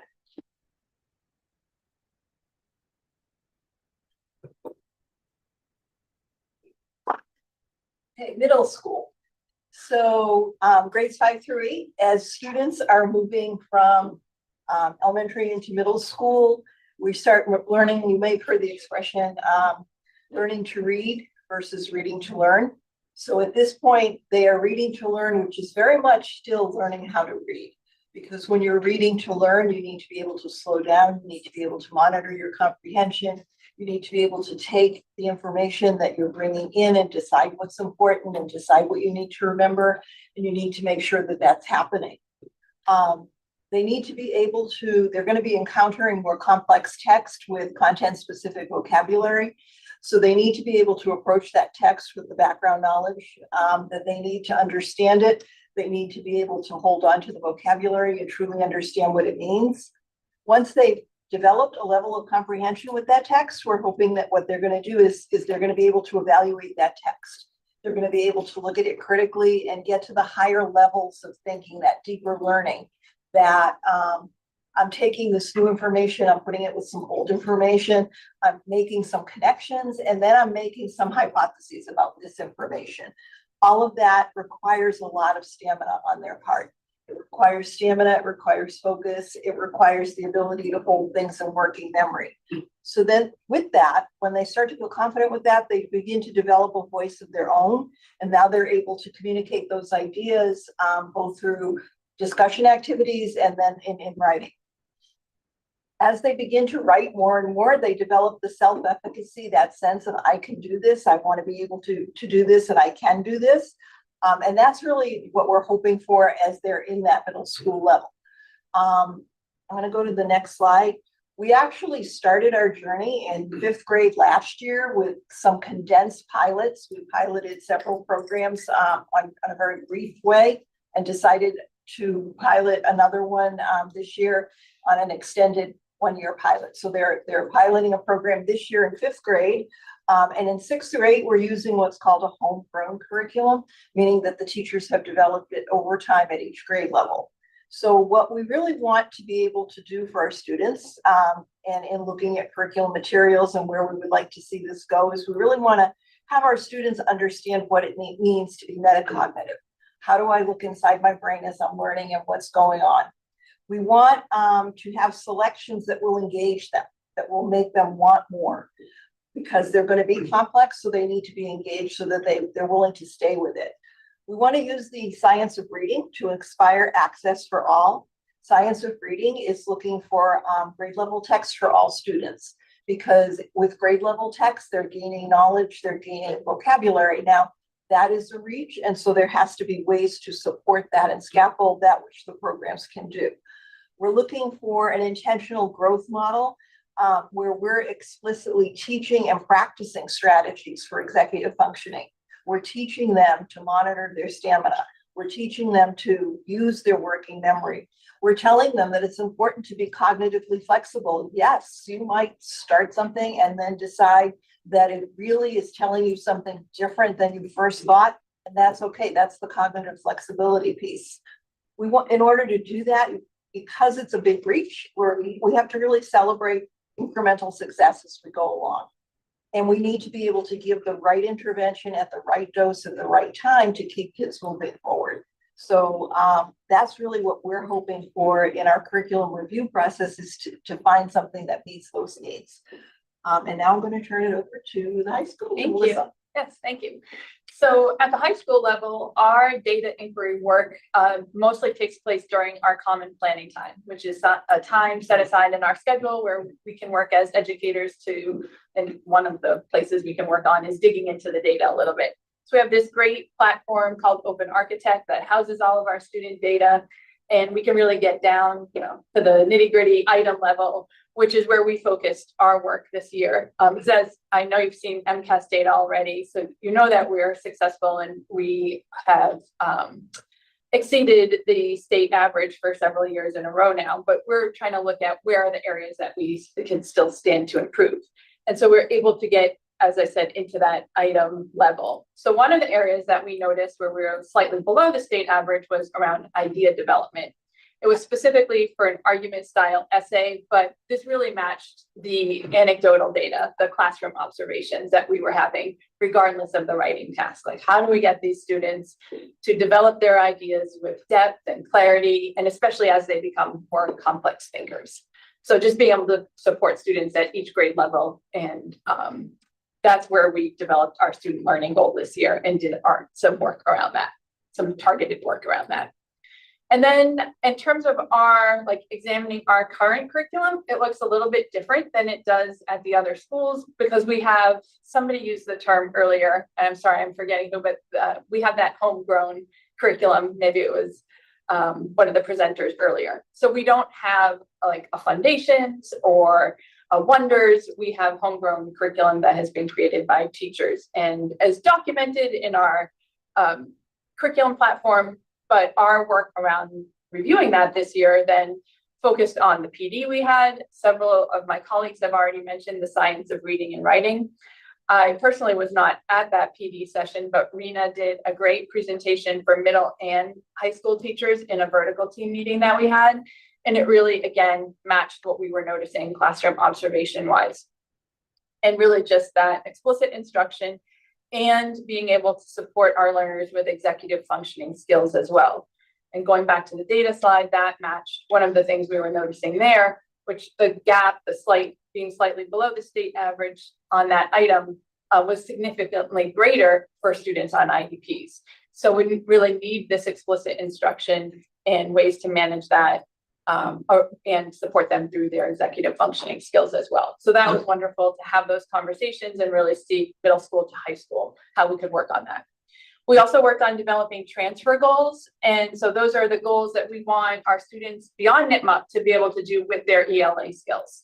So what will they do with these skills once they get out of here, right? And so we have those in draft stages. We're still working on reviewing those with Cheryl and then sharing those with our colleagues at the middle school level as well. And then finally, and this ties into some of the things that John and Marianne were mentioning earlier, our work in terms of curriculum development and next steps is around programming that can really help with those more authentic experiences that we want for our students in the ELA classroom. So we're looking at a few opportunities for next year. Two are more publication based. So trying to get our creative writers a platform to publish and share with an audience beyond the classroom. So we're looking at a creative, like a literary magazine that could include artwork as well. And then one that's more communications and journalism focused, a multimedia style publication class. And then the final opportunity would be for our student leaders to run a writing center for their peers. So kind of like a similar model that many of us may remember from the college environment. But this really allows them to have that authentic experience right here at NITMUP where they might find a client. Maybe, I know Darcy's probably no longer here, but maybe the social studies class, grade 9 class is working on thesis development and they would like a lesson plan on that. Our students, our leaders in writing can help work on that with them. So that's the goal for some of the more authentic opportunities we want to bring to our students next year. That's it. So we are turning over to Liz, I think, next. And others. Oh, and others, sorry. And they're going to talk to you about our instructional vision K-12 and how we arrived at that. Thank you.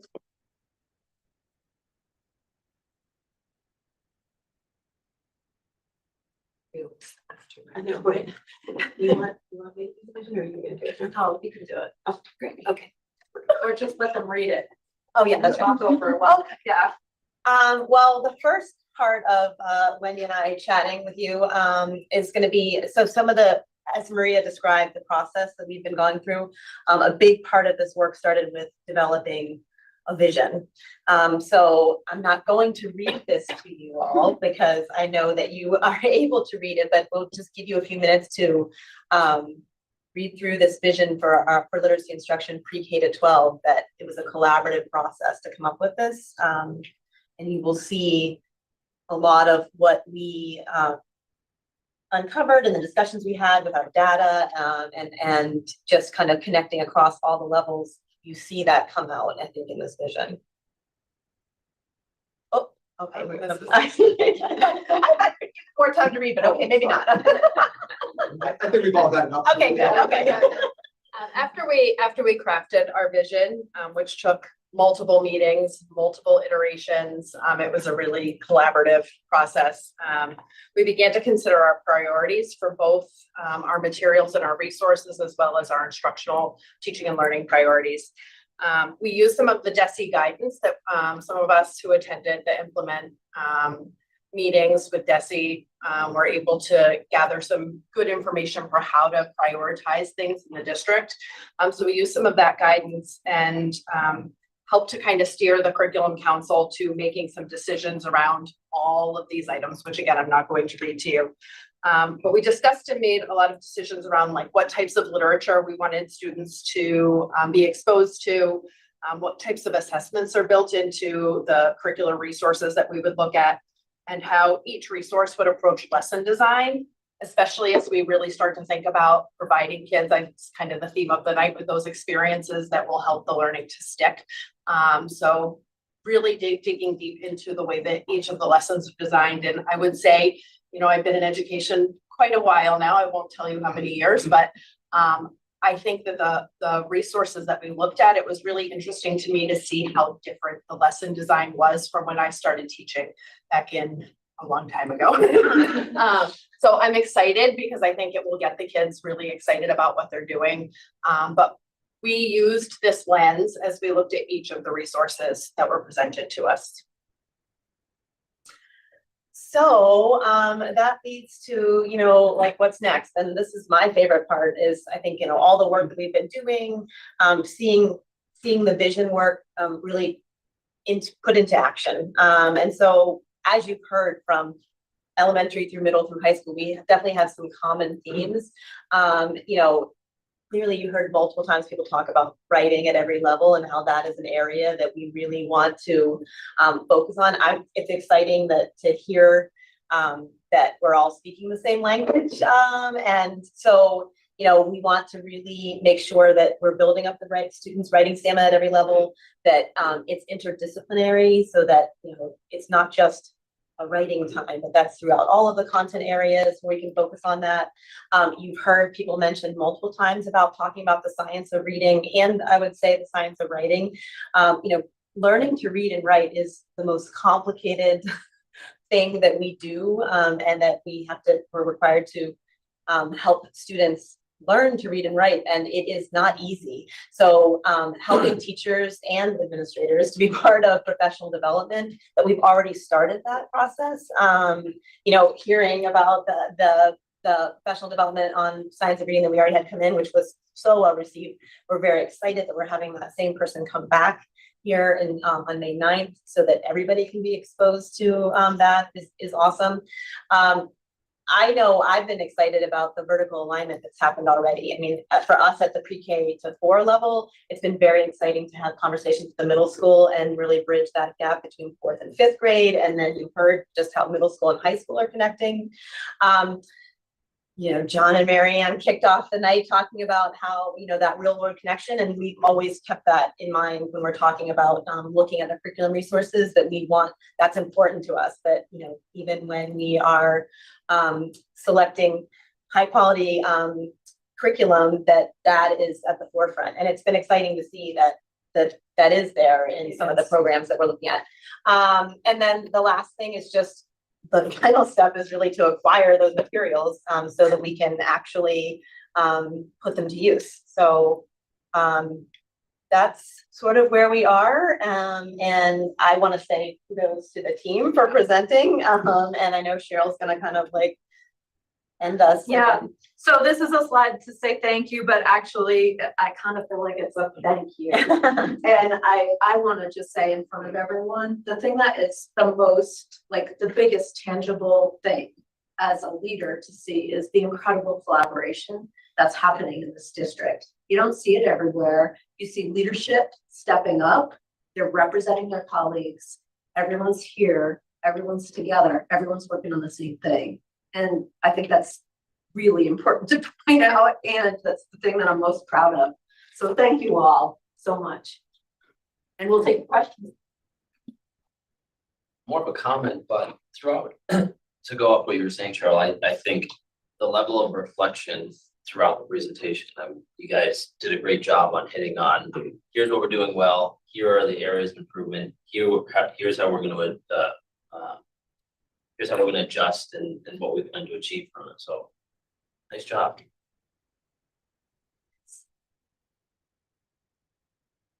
So I have a couple of questions.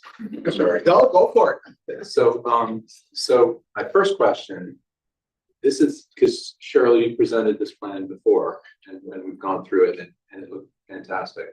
And we had, the single question we had was, what happens in 26, 27 when you've got 4 or 5 different plans all in different phases and trying to manage all that stuff, right? I think the visual is it. I think I need to redo the visual because really the way that it works is it rotates across the phases. Yes, and so every department is focused on something that we haven't delved deeply in these presentations, something different. And so what will happen next year when these guys are in phase 2 is that's where they start to be able to take the work that they've done here and really start to focus on their action planning. And so as in a microcosm, I'll use the elementary level as an example, right? They'll go through their field testing. They'll come to you back if we stay on track in November to make a recommendation for a resource selection. They will then plan how they will implement it. They will start to do professional learning so that they're implementing it well the following September. So that becomes part of their phase 2 as an action plan. Okay. Then in phase 3, they implement and we watch and we start to monitor and we start to tweak and we support the implementation of the curriculum for the next couple of years. The 5th year is an assessment and then we come back. Mm-hmm. So that's how it ends up working. We do different departments or at different places so that we're not all doing the same thing at once. So that partly answers my second question, which was the top of the phase 2 here is winnow options. And then that idea, part of what you presented here is a tremendous list of options, right? And a lot of material, which is well thought out in all of the different areas you want to approach and improve on. It's fantastic. But how are we going to narrow down those options to accomplish a goal that's attainable and can be accomplished within that year or allow us to accomplish for the year? It's many times when you get into a situation where you've got a lot of things to do, that list becomes the obstacle to accomplishing one thing out of practice. So that's my second question. Yeah. So Do you want to try? Go ahead. So that, I believe that was in the second phase, investigate and select. Yes. And so what that would mean is kind of like what I explained at the beginning, like we looked at all of the high quality instructional materials that were recommended through either meeting or exceeding expectations on Ed Reports and Curate. Ed Reports is like a nonprofit group that reviews curriculum materials all across the country. Curate is done by just Massachusetts. So Massachusetts teachers take what has been reviewed by Ed Reports and then look at it through a Massachusetts standards lens. So that helped us to narrow our searches down already because you go from this massive list to maybe like, I'm gonna say 10, but it's really can be less than that depending on the grade levels.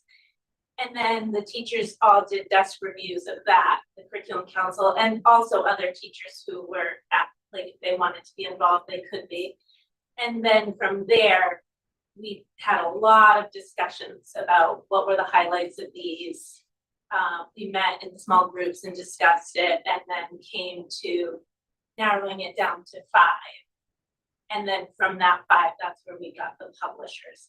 I'm going to imagine that with other curriculum content areas, you're not going to have as many options as you do for English language arts. That's right. Yeah. Yeah, and also I would add that when we were part of the implement, sessions with DESE, so there's lots of districts involved and we're all doing different things. So like I was in some discussions with people who were, looking at science and, but I'm like, well, we're looking at ELA, you're looking at science, you're looking at math, but we can all talk about some of the similarities there and like learn from, they just went through ELA last year.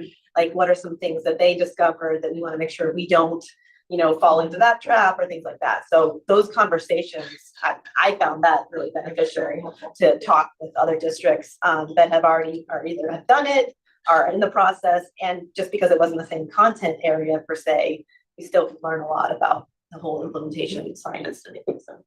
Well, I'm really excited to see what you guys come up with. It seems like an advanced approach to coming up with the curriculum instead of kind of relying on one person to dictate it or to try to come up with some edict from above. You're actually taking an approach that's effective for our community. So really can't wait to see what you guys do.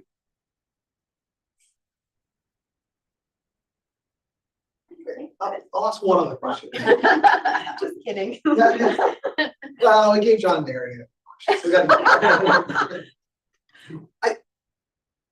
I think I want to kind of first echo shots. Thank you guys. I appreciate the stuff they created. I appreciate all the passion and being here at 8 o'clock on a Monday night too. Thank everybody for that. When you look at, it's like a 4-year rotation. I understand that makes a ton of sense, that kind of thing. But you get to like launch and implement is year 3 and year 4. But we talked about like when we went through the elementary piece, like we're behind the state right now. Like at what point, like what's the measure of success? And then as a school committee, if we said, okay, it's a blank check, you guys have whatever resource you need. Like, would you come back and say, we will be above the state average in 2 years?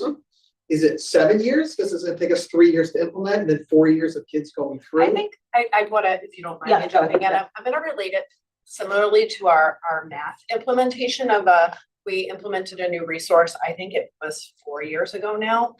And we have just started to see in 3rd and 4th grade a real spike up in student growth and honestly, students feeling confident in like the way that they're approaching the tests. So I realistically, I would say like you kind of have to get to the end of that 5-year process because you kind of have to see it. I think with foundations, that's another way to look at it. We started it 3 years ago now. Yeah. And the kids Now that we're are beginning. in 2nd grade right now, the teachers are kind of blown away by what they can do with their decoding skills and their spelling, their writing.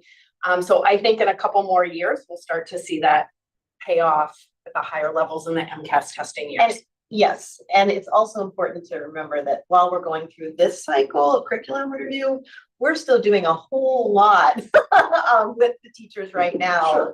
That like, that's important. So that factors in at the same time that we're also looking at, bringing in better, higher quality things. Because we're still looking at the data. Yeah. We're looking at the writing data. We're making instructional plans. Yeah. And the resource will hopefully support, in my opinion, a better scope and sequence. Yeah, Well, it does take time though. It takes time. It does, and I think, let me just one comment on that real quick, and that's where I know we showed it as horizontal bar, but it's really a loop. But you almost have to be careful that you don't bite your own tail, to the sense that it takes so long to implement and see your results. You almost like, you have to tweak along the way, or you're right back to where you were 4 years ago, but you're just seeing the results from today's meeting. You know what I'm saying, right? Because you said it, Wendy, right? It's 3 to 4 years before you might see tangible results. In 4 years, we're back to phase 1 again. But hopefully we would be in phase 1 and we wouldn't need to purchase another new Right. resource. So awesome. We can say, we're gonna keep using this. Or even further, but you see what I'm saying, right? Because if you say implement is year 3, and then 2 years later, you almost don't even have the output of the corrections that you did. We also have this whole, I think the reading has really been center stage in the early childhood area for a couple of years now. The big push with what is the science of reading and how do kids learn how to read and write. And so all of these new resources that have been developed, I mean, all of them are talking like, several of them talked about they built it from the science of reading up rather than trying to make it fit science of reading skills. So that's kind of exciting. So hopefully it will have some traction and be able to last.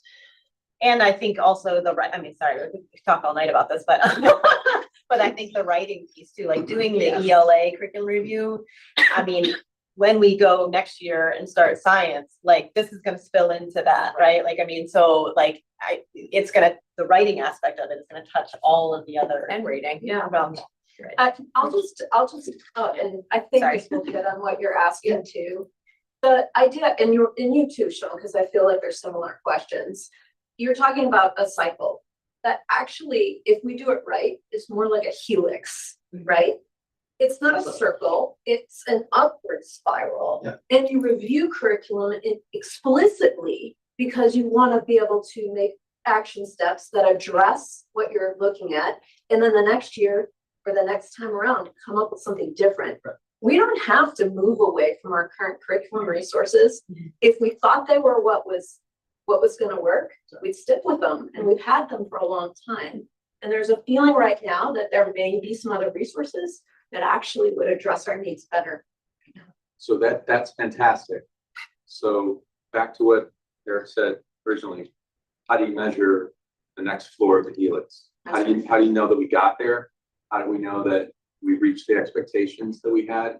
And how do we know that within a certain period of time so we don't lose focus on what we've accomplished? Yeah, and that gets to your question about like how do you break it down so that it's not too overwhelming and you're focusing on what's right.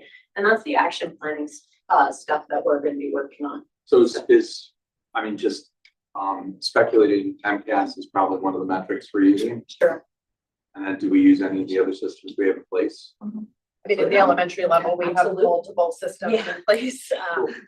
Yeah, in fact, I would hope that MCAS is not the only thing we're looking at, because we see a lot more with lots of different.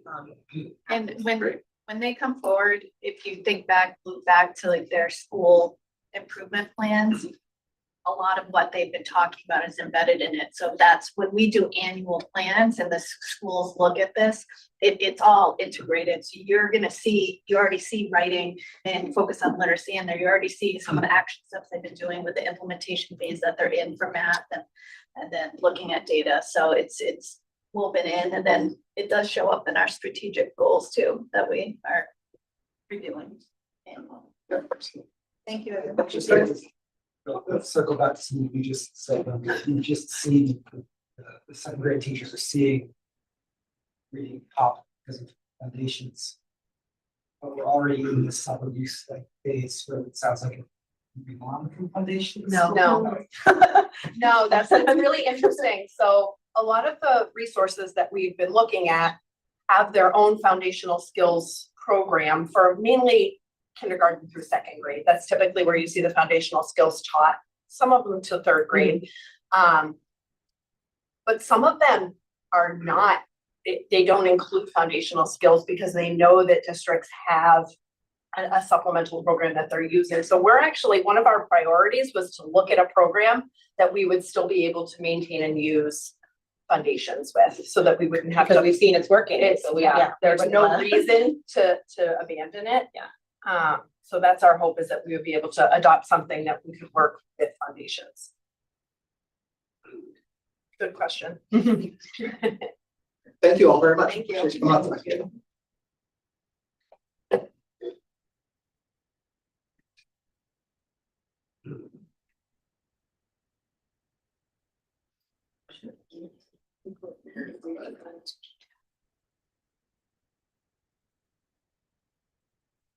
So now that everyone else is presented, for me.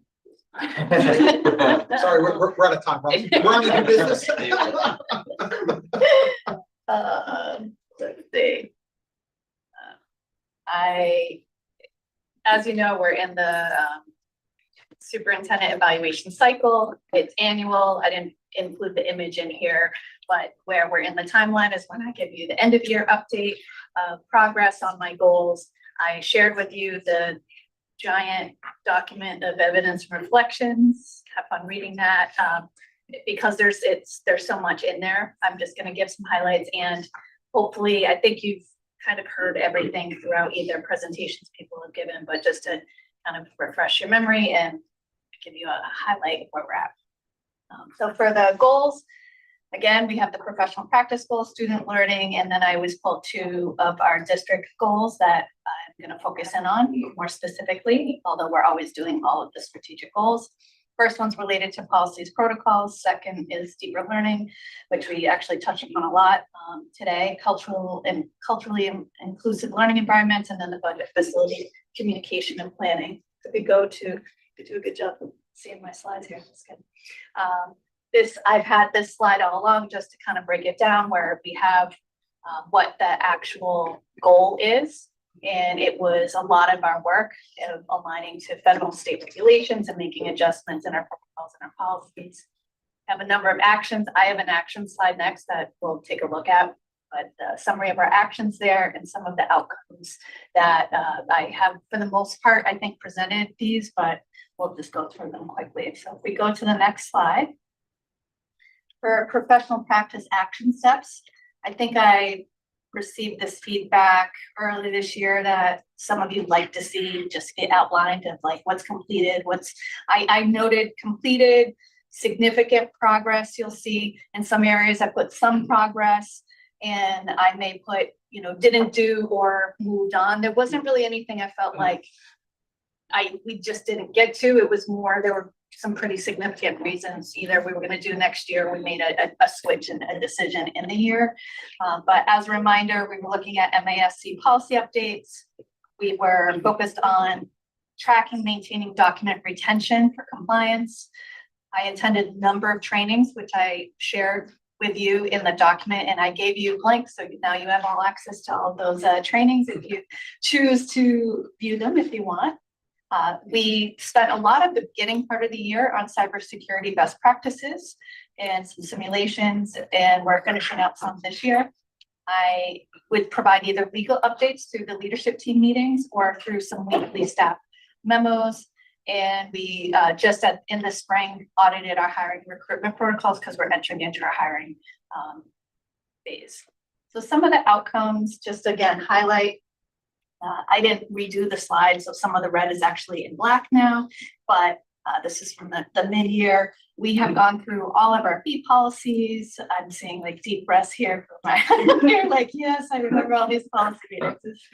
Basically, like, yeah, we did do that. But we tried to focus on topics such as, one, completing our review. We're already in C and making some good progress there. We're really proud of ourselves. We also have worked on some issues that have come up during the year, and we focused on student privacy as one area, cybersecurity is another area, and those are focus areas. As a result, we didn't before have, we have many protocols that we have in our district, and I've talked about this, but coming into the superintendent role, I realized we don't have a lot of written protocols. So if I were to walk out the door into the sunset somewhere, or everyone else in central office did or whatever, we wouldn't have these written protocols. So we have been starting to put them together, and I have the handbook, things come up, we add them, and then created the district dashboard for our leaders, where when we have trainings, when we have updated materials, they're all being put into there. That is a list of some of the top protocols, procedures, trainings that we focused on this year. And just recently, I was attending like a 504 training that Cheryl was at, and with the coordinators, and getting updates and finishing the handbook, and that just got updated this year as well. We've had Title IX, a few changes because change in leadership with Title IX, federal regulations that we need to adapt to. But I wanted to highlight cybersecurity and come back to it because we're finishing out the year where in the beginning of the year, we created the incident response team, trained administrators. We started the plan We're finishing the plan now. Joe Lakeview went to a training and is getting feedback on the final plan. That is due to be done in June. We're at a stage with multi-factor authentication that there was a hold on some of the grant funds, but we're in kind of one of the final phases for it. He's going to work with administrators, and then there'll be the stage where it goes to teachers. Ryan Robidoux put together resources for parents, which we shared previously on the website to help them. We've had ongoing resources for staff, particularly at the beginning of the year when we see issues coming up like phishing scams, et cetera. And I'm excited that we actually successfully went through the Power School incident.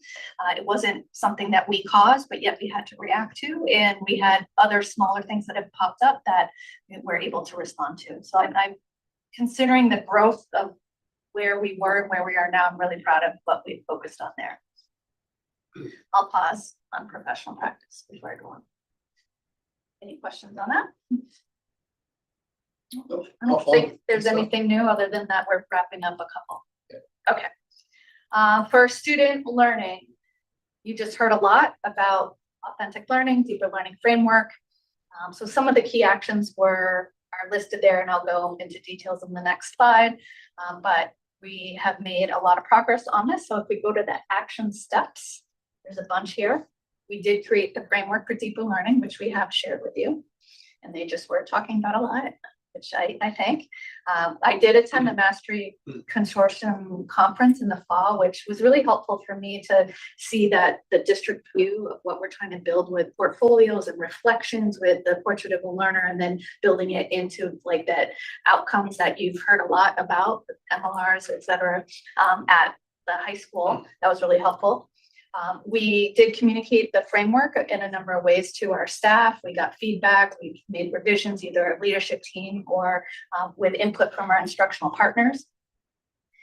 We had a few cross-district opportunities to share aspects of the deeper learning elements that they use. I noted as completed because we did do it, but I would say that this is going to continue. Like there's a lot more that we can do with this that we haven't done too much other than like the ally work. The next one I put support the assistant superintendent principals in designing PD and opportunities. I put that as significant progress. We have had a number of PDs, but I would also note that there's a lot more that we're going to continue to do with this across the board. We moved the look fors for deeper learning and actually like we started to develop some, but to actually finalize it into the next year, that was a decision we made as a team, and wanted to really focus more on the actual framework and the elements and some of the protocols we were working on.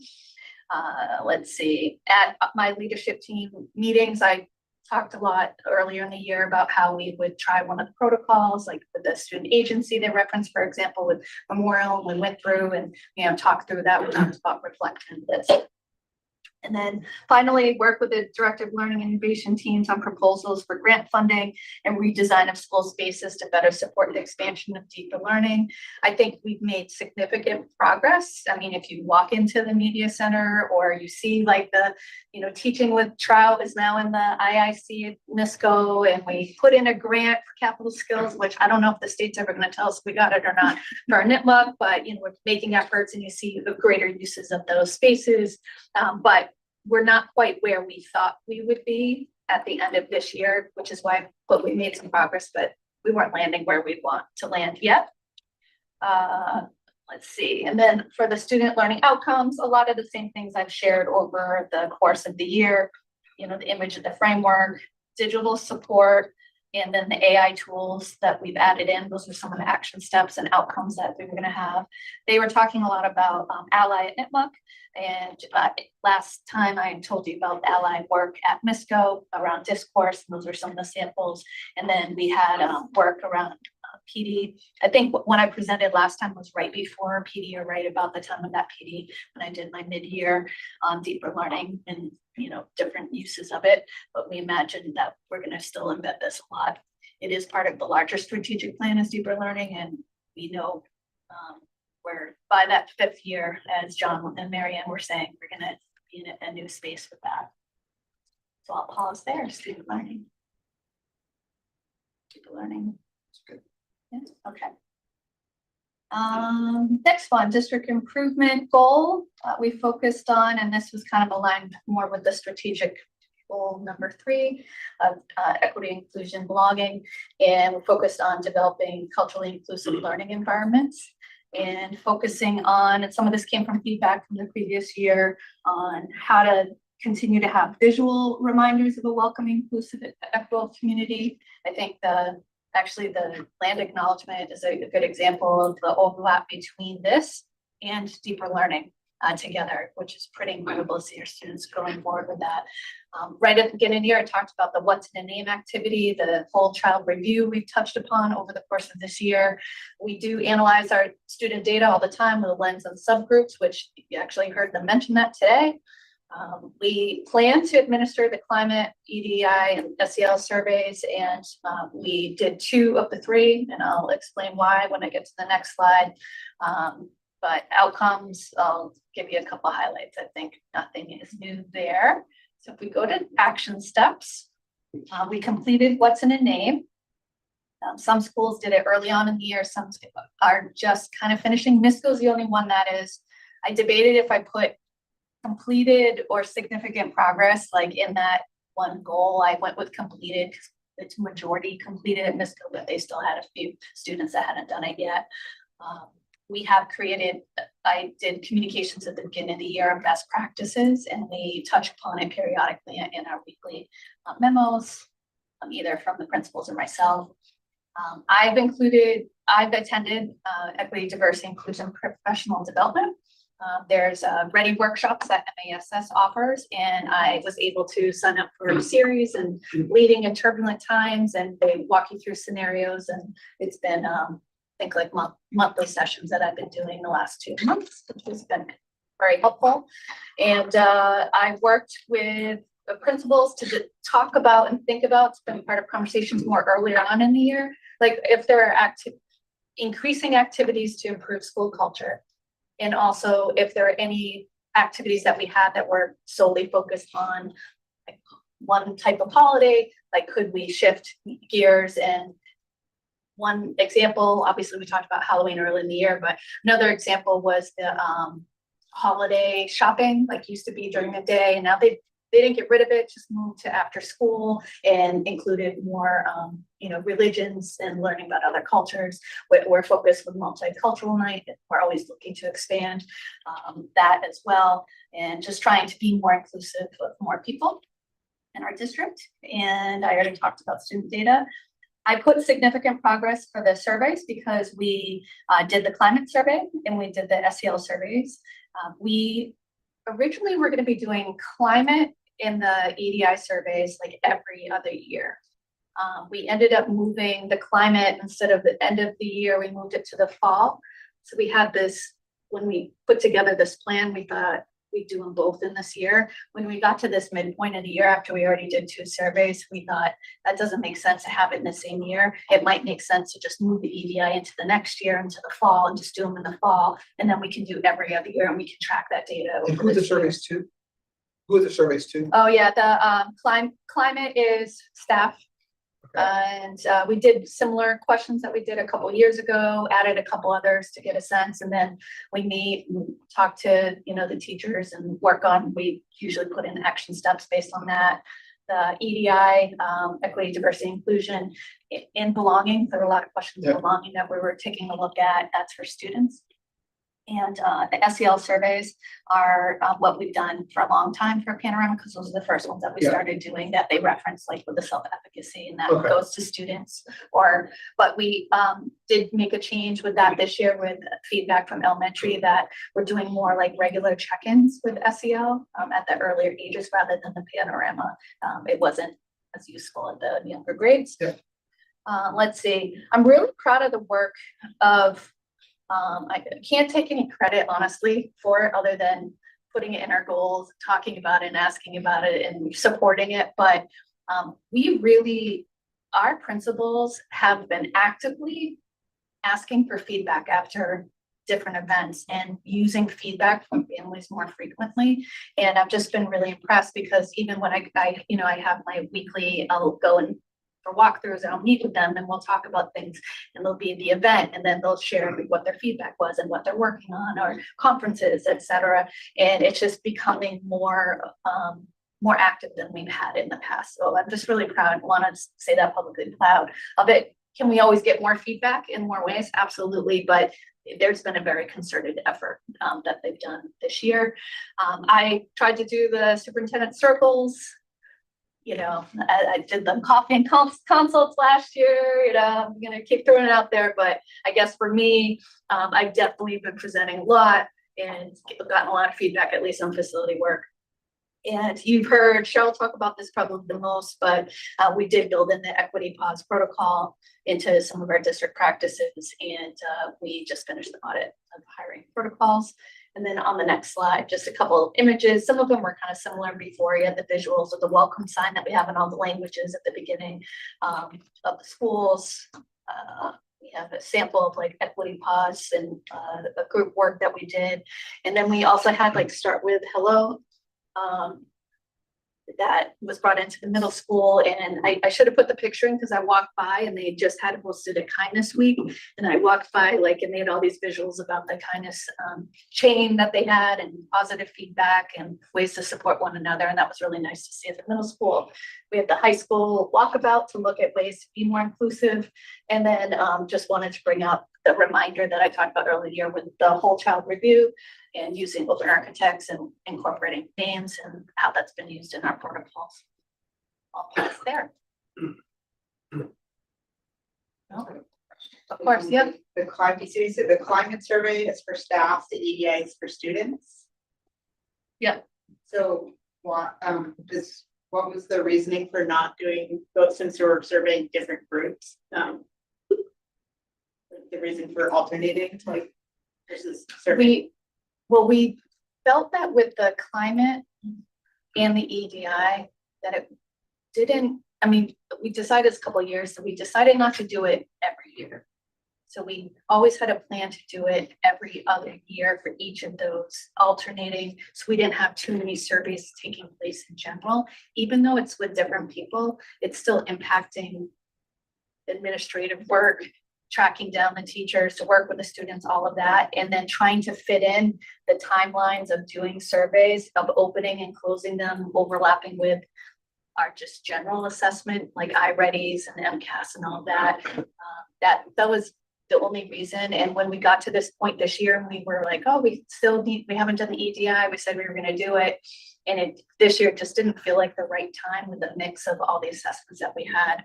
And then I think doing the surveys tend to show up, it's a little better in the fall because the fall to like mid-year is so busy, and end of year too, just for any type of survey. That's the feedback we got. Like the administering and Yeah. analyzing the data, not actually like Yeah, it just, and also like just the time and scheduling, you know, it's Cheryl and Ryan doing a lot of the scheduling at that end, and but then with the principals and teachers. Yeah, that's a good question though. And it doesn't, we think we'd like to be on this regular schedule, but we'll see. And we want to make sure it's useful data. And if at any point we find that it's not helping us, then we'll switch gears and do something else too. Good question though. Last one. Probably don't have to give too many updates on it. I think we're feeling pretty good on this one. If you go to the action steps, we did kind of, Jay and I agreed, because this is building off of the district goals. We had focused at the beginning of the year of trying to do like new budget specific, like infographics and all that. When we got to the spring, we realized we kind of adjusted the goal because all we've been doing is capital infographics and presentations, and kind of expanded it to that. So I still feel like we completed it because it kind of morphed into that a little bit more than the budget needs. But on the last slide, there you go. You have the website, you've seen it, the flyer, you've seen it. And it just made me feel better about my time when I wrote down every presentation. There we go. And I counted them up and it was like 40 to 50. And I'm like, okay, that is what I've been doing, because I thought I was, but it proved it. Awesome. But, you know, I feel like we've, you know, done as much as we can do in the amount of time that we had to get the information out to as many people. We still have a few more days and we'll keep doing it, but you know, proud of all the teamwork and coming together. And one thing I wrote in my reflection was, I remember looking back and there was kind of this daunting moment of how are we going to get this done, and then kind of just mapped it out. And then we got it done with lots of, you know, help from everyone. And yeah, we got to where we needed to be. And yeah, and here we are in the week of town meetings. Absolutely. So Well, thank you for all of that. And I did put reflections in there related to each of the standards. And I tried to, as much as I could, link it back to the standards and elements just to kind of help you when you do that. You received in there the Google form that you fill out. The chair is it you, Carrie? And if you need to finish it by next Wednesday, because she'll put it together, and then that next meeting for the evaluation public is on the May 12th. All right, I'll stop talking now. I didn't realize we put in the budget communications related cost centers. I forgot that we did that. It feels like that was a long time ago now. Yeah. But what's going to be involved with that now? I've kind of lost track of where that's going. I mean, The original request was because we had the state budget. Yeah, I think we tried to present, I mean, Jay, you can always jump in, but like, I think we tried to present it differently to hit those points. I put significance. I don't think we did exactly what we imagined we would do, but then where we landed, it almost was like we didn't need to do it either, even though it seemed like a good idea It at feels the like the way beginning, it's but presented now is more, it makes sense. But I'm not sure why that was there. yeah, because you guys had given that feedback, Yeah, and so I I know. put it in for something for us to do. Do you remember when we said that, other than organizing the budget so we planned it? Yeah. Like, for I think instance, it was about, taking, you talk about special ed, for example, sometimes, and Yeah, helping people exactly. understand where money's going in a Yes. different way. that special ed cost was Yeah. very cool to see. So we tried to, always trying to present it differently Yeah. based off of questions that come up. Yeah. But when Yeah, we so- write these goals at the beginning, I don't know what that goal is anymore, is what I'm trying to say. Yeah. It's I don't think partially, I it's significant progress, but I don't remember what it was, you Yeah. know what I'm saying? Yeah. So it might be worthwhile going back and figure out what that was. Don't go watch the video. Yeah. Right, fish it out of the past somewhere. Okay. Excellent. Thank you. Yep, thank you. Good update. All right. School choice? So for this, you already voted to affirm it. We used to do it in the same meeting, and what I've found in my experience, it's just better to get the affirmation that we're gonna be school choice early on. That way we can just let people know, and then we don't usually share the number of openings until we get a little closer and have more set on some of our numbers. And what we have here, so I just have to do a public accounting, so it's on record publicly of what we're saying at this time. For Clough, we have 8 openings in kindergarten and 8 in kindergarten SI. None in the rest of the grades. At Memorial, there are none. NISCO, there's 1 in 6th grade, and Nipmuc, there are 10 in 9th grade. And just to recall, when I didn't put it in the presentation, sometimes I have, when you think of when I did the budget, we have 10 students in the senior class leaving. I want to have at least 10 coming in if we have room. So what we're going to start to see at the elementary, at Memorial, and then heading into MISCO is, very little room. One thing that, we always think about staff, like if we have staff that have students, sometimes that might be in there, but yeah, that's why you're gonna see less openings than we did a number of years ago, because they're getting to that point. But at elementary with Clough, we still have. Yeah. And then with Spanish immersion, we'll be talking about this at the advisory board on Wednesday, but we can share that there are some, we're not able to accept all the school choice right now that want to come in. And we actually are oversubscribed for interest at Memorial. And so we're gonna look to see if we can have openings, memorial and a laundry at Clough, and we'll be talking about it, communicating later on this week about that. And so it looks like we'll be able to create enough spots in district and take some of the school choice, but we right now have more interest than we have spots, which is we haven't had every year, but this year.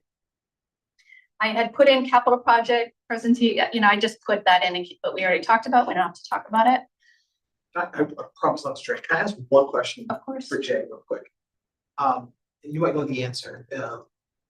This came up when you and I were at the men's club in Upton. If with the roof project, it has a $10 million-ish vote that we need to take.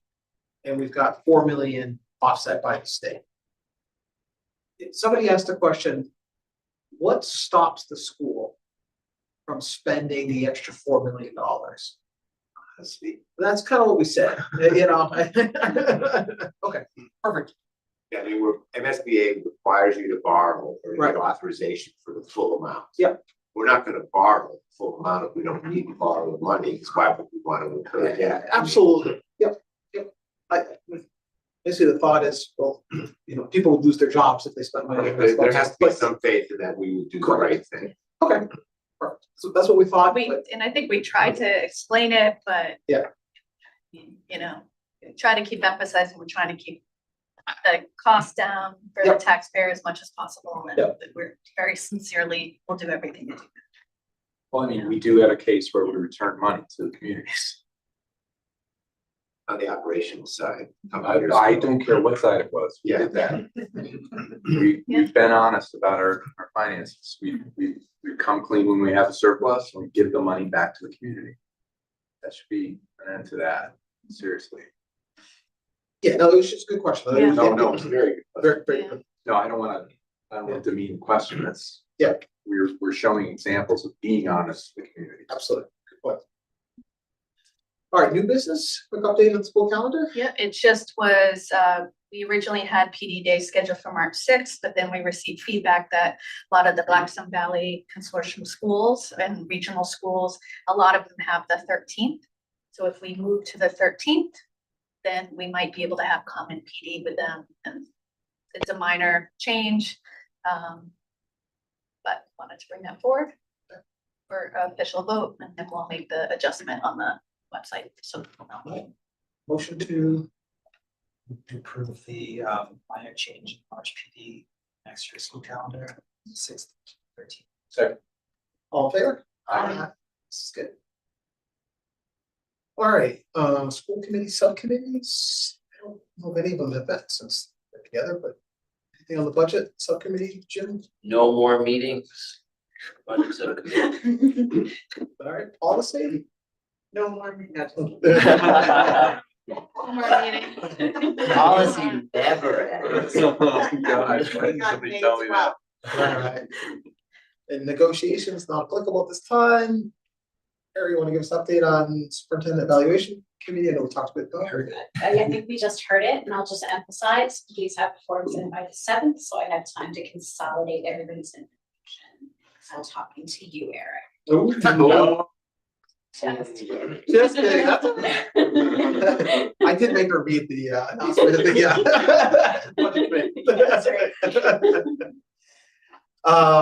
anything, Matt, on capital planning outside of all the capital planning we talked about? It says here that the town meetings are Thursday and Friday. I guess that's this week. That's this week. It's finally. All right. And what are the two dates for the votes? It's Upton is the following Tuesday, so that would be the 6th. 6th, and then it's the following Tuesday after that. Okay. All right, building committee? Yeah, so building committee is lots of stuff going on with making sure that Maureen is doing all of the presentations she's doing. And we have a meeting tomorrow, 6 p.m. virtually. A lot of that's just to discuss the new materials that Maureen and Jay have come up with. And make sure we're all in sync about what we have to do moving forward. Excellent. All right, Only other items, to say real quick, I was just looking at the Gmail accounts for MURSD. There is in the calendar a meeting on the 5th, but you and I talked that shouldn't be there. Right. Okay, so even though we have a calendar. Is it in our calendar invite? It is. I thought I deleted that. Yeah. Or maybe I just deleted it online. But there you go. Okay, let me So see if I can. Maureen take has that given out. us Cinco de Mayo off for other reasons. I don't have anything in the 5th. Okay. I guess I had a special. Or maybe, You have. It's on mine. Okay. I think we were saying that if you have it copied over to another calendar, when I delete Yeah, it, but it even doesn't on- delete the other. Even on my MUSRD calendar, I have it. Really? Yeah. Alright, anyways, it's deleted, I deleted Good. it. Wonderful. I can't delete it for you anymore. All right. It's gone. So the next meeting will be on the 12th. And then that's it. So future items, future agenda items, we got the district goals, the Golden Apple Awards, superintendent evaluation, all that stuff. We can take a motion to adjourn at 8:51. Motion adjourned at 8:51. All right, all in favor? Aye. We are adjourned at 8:51.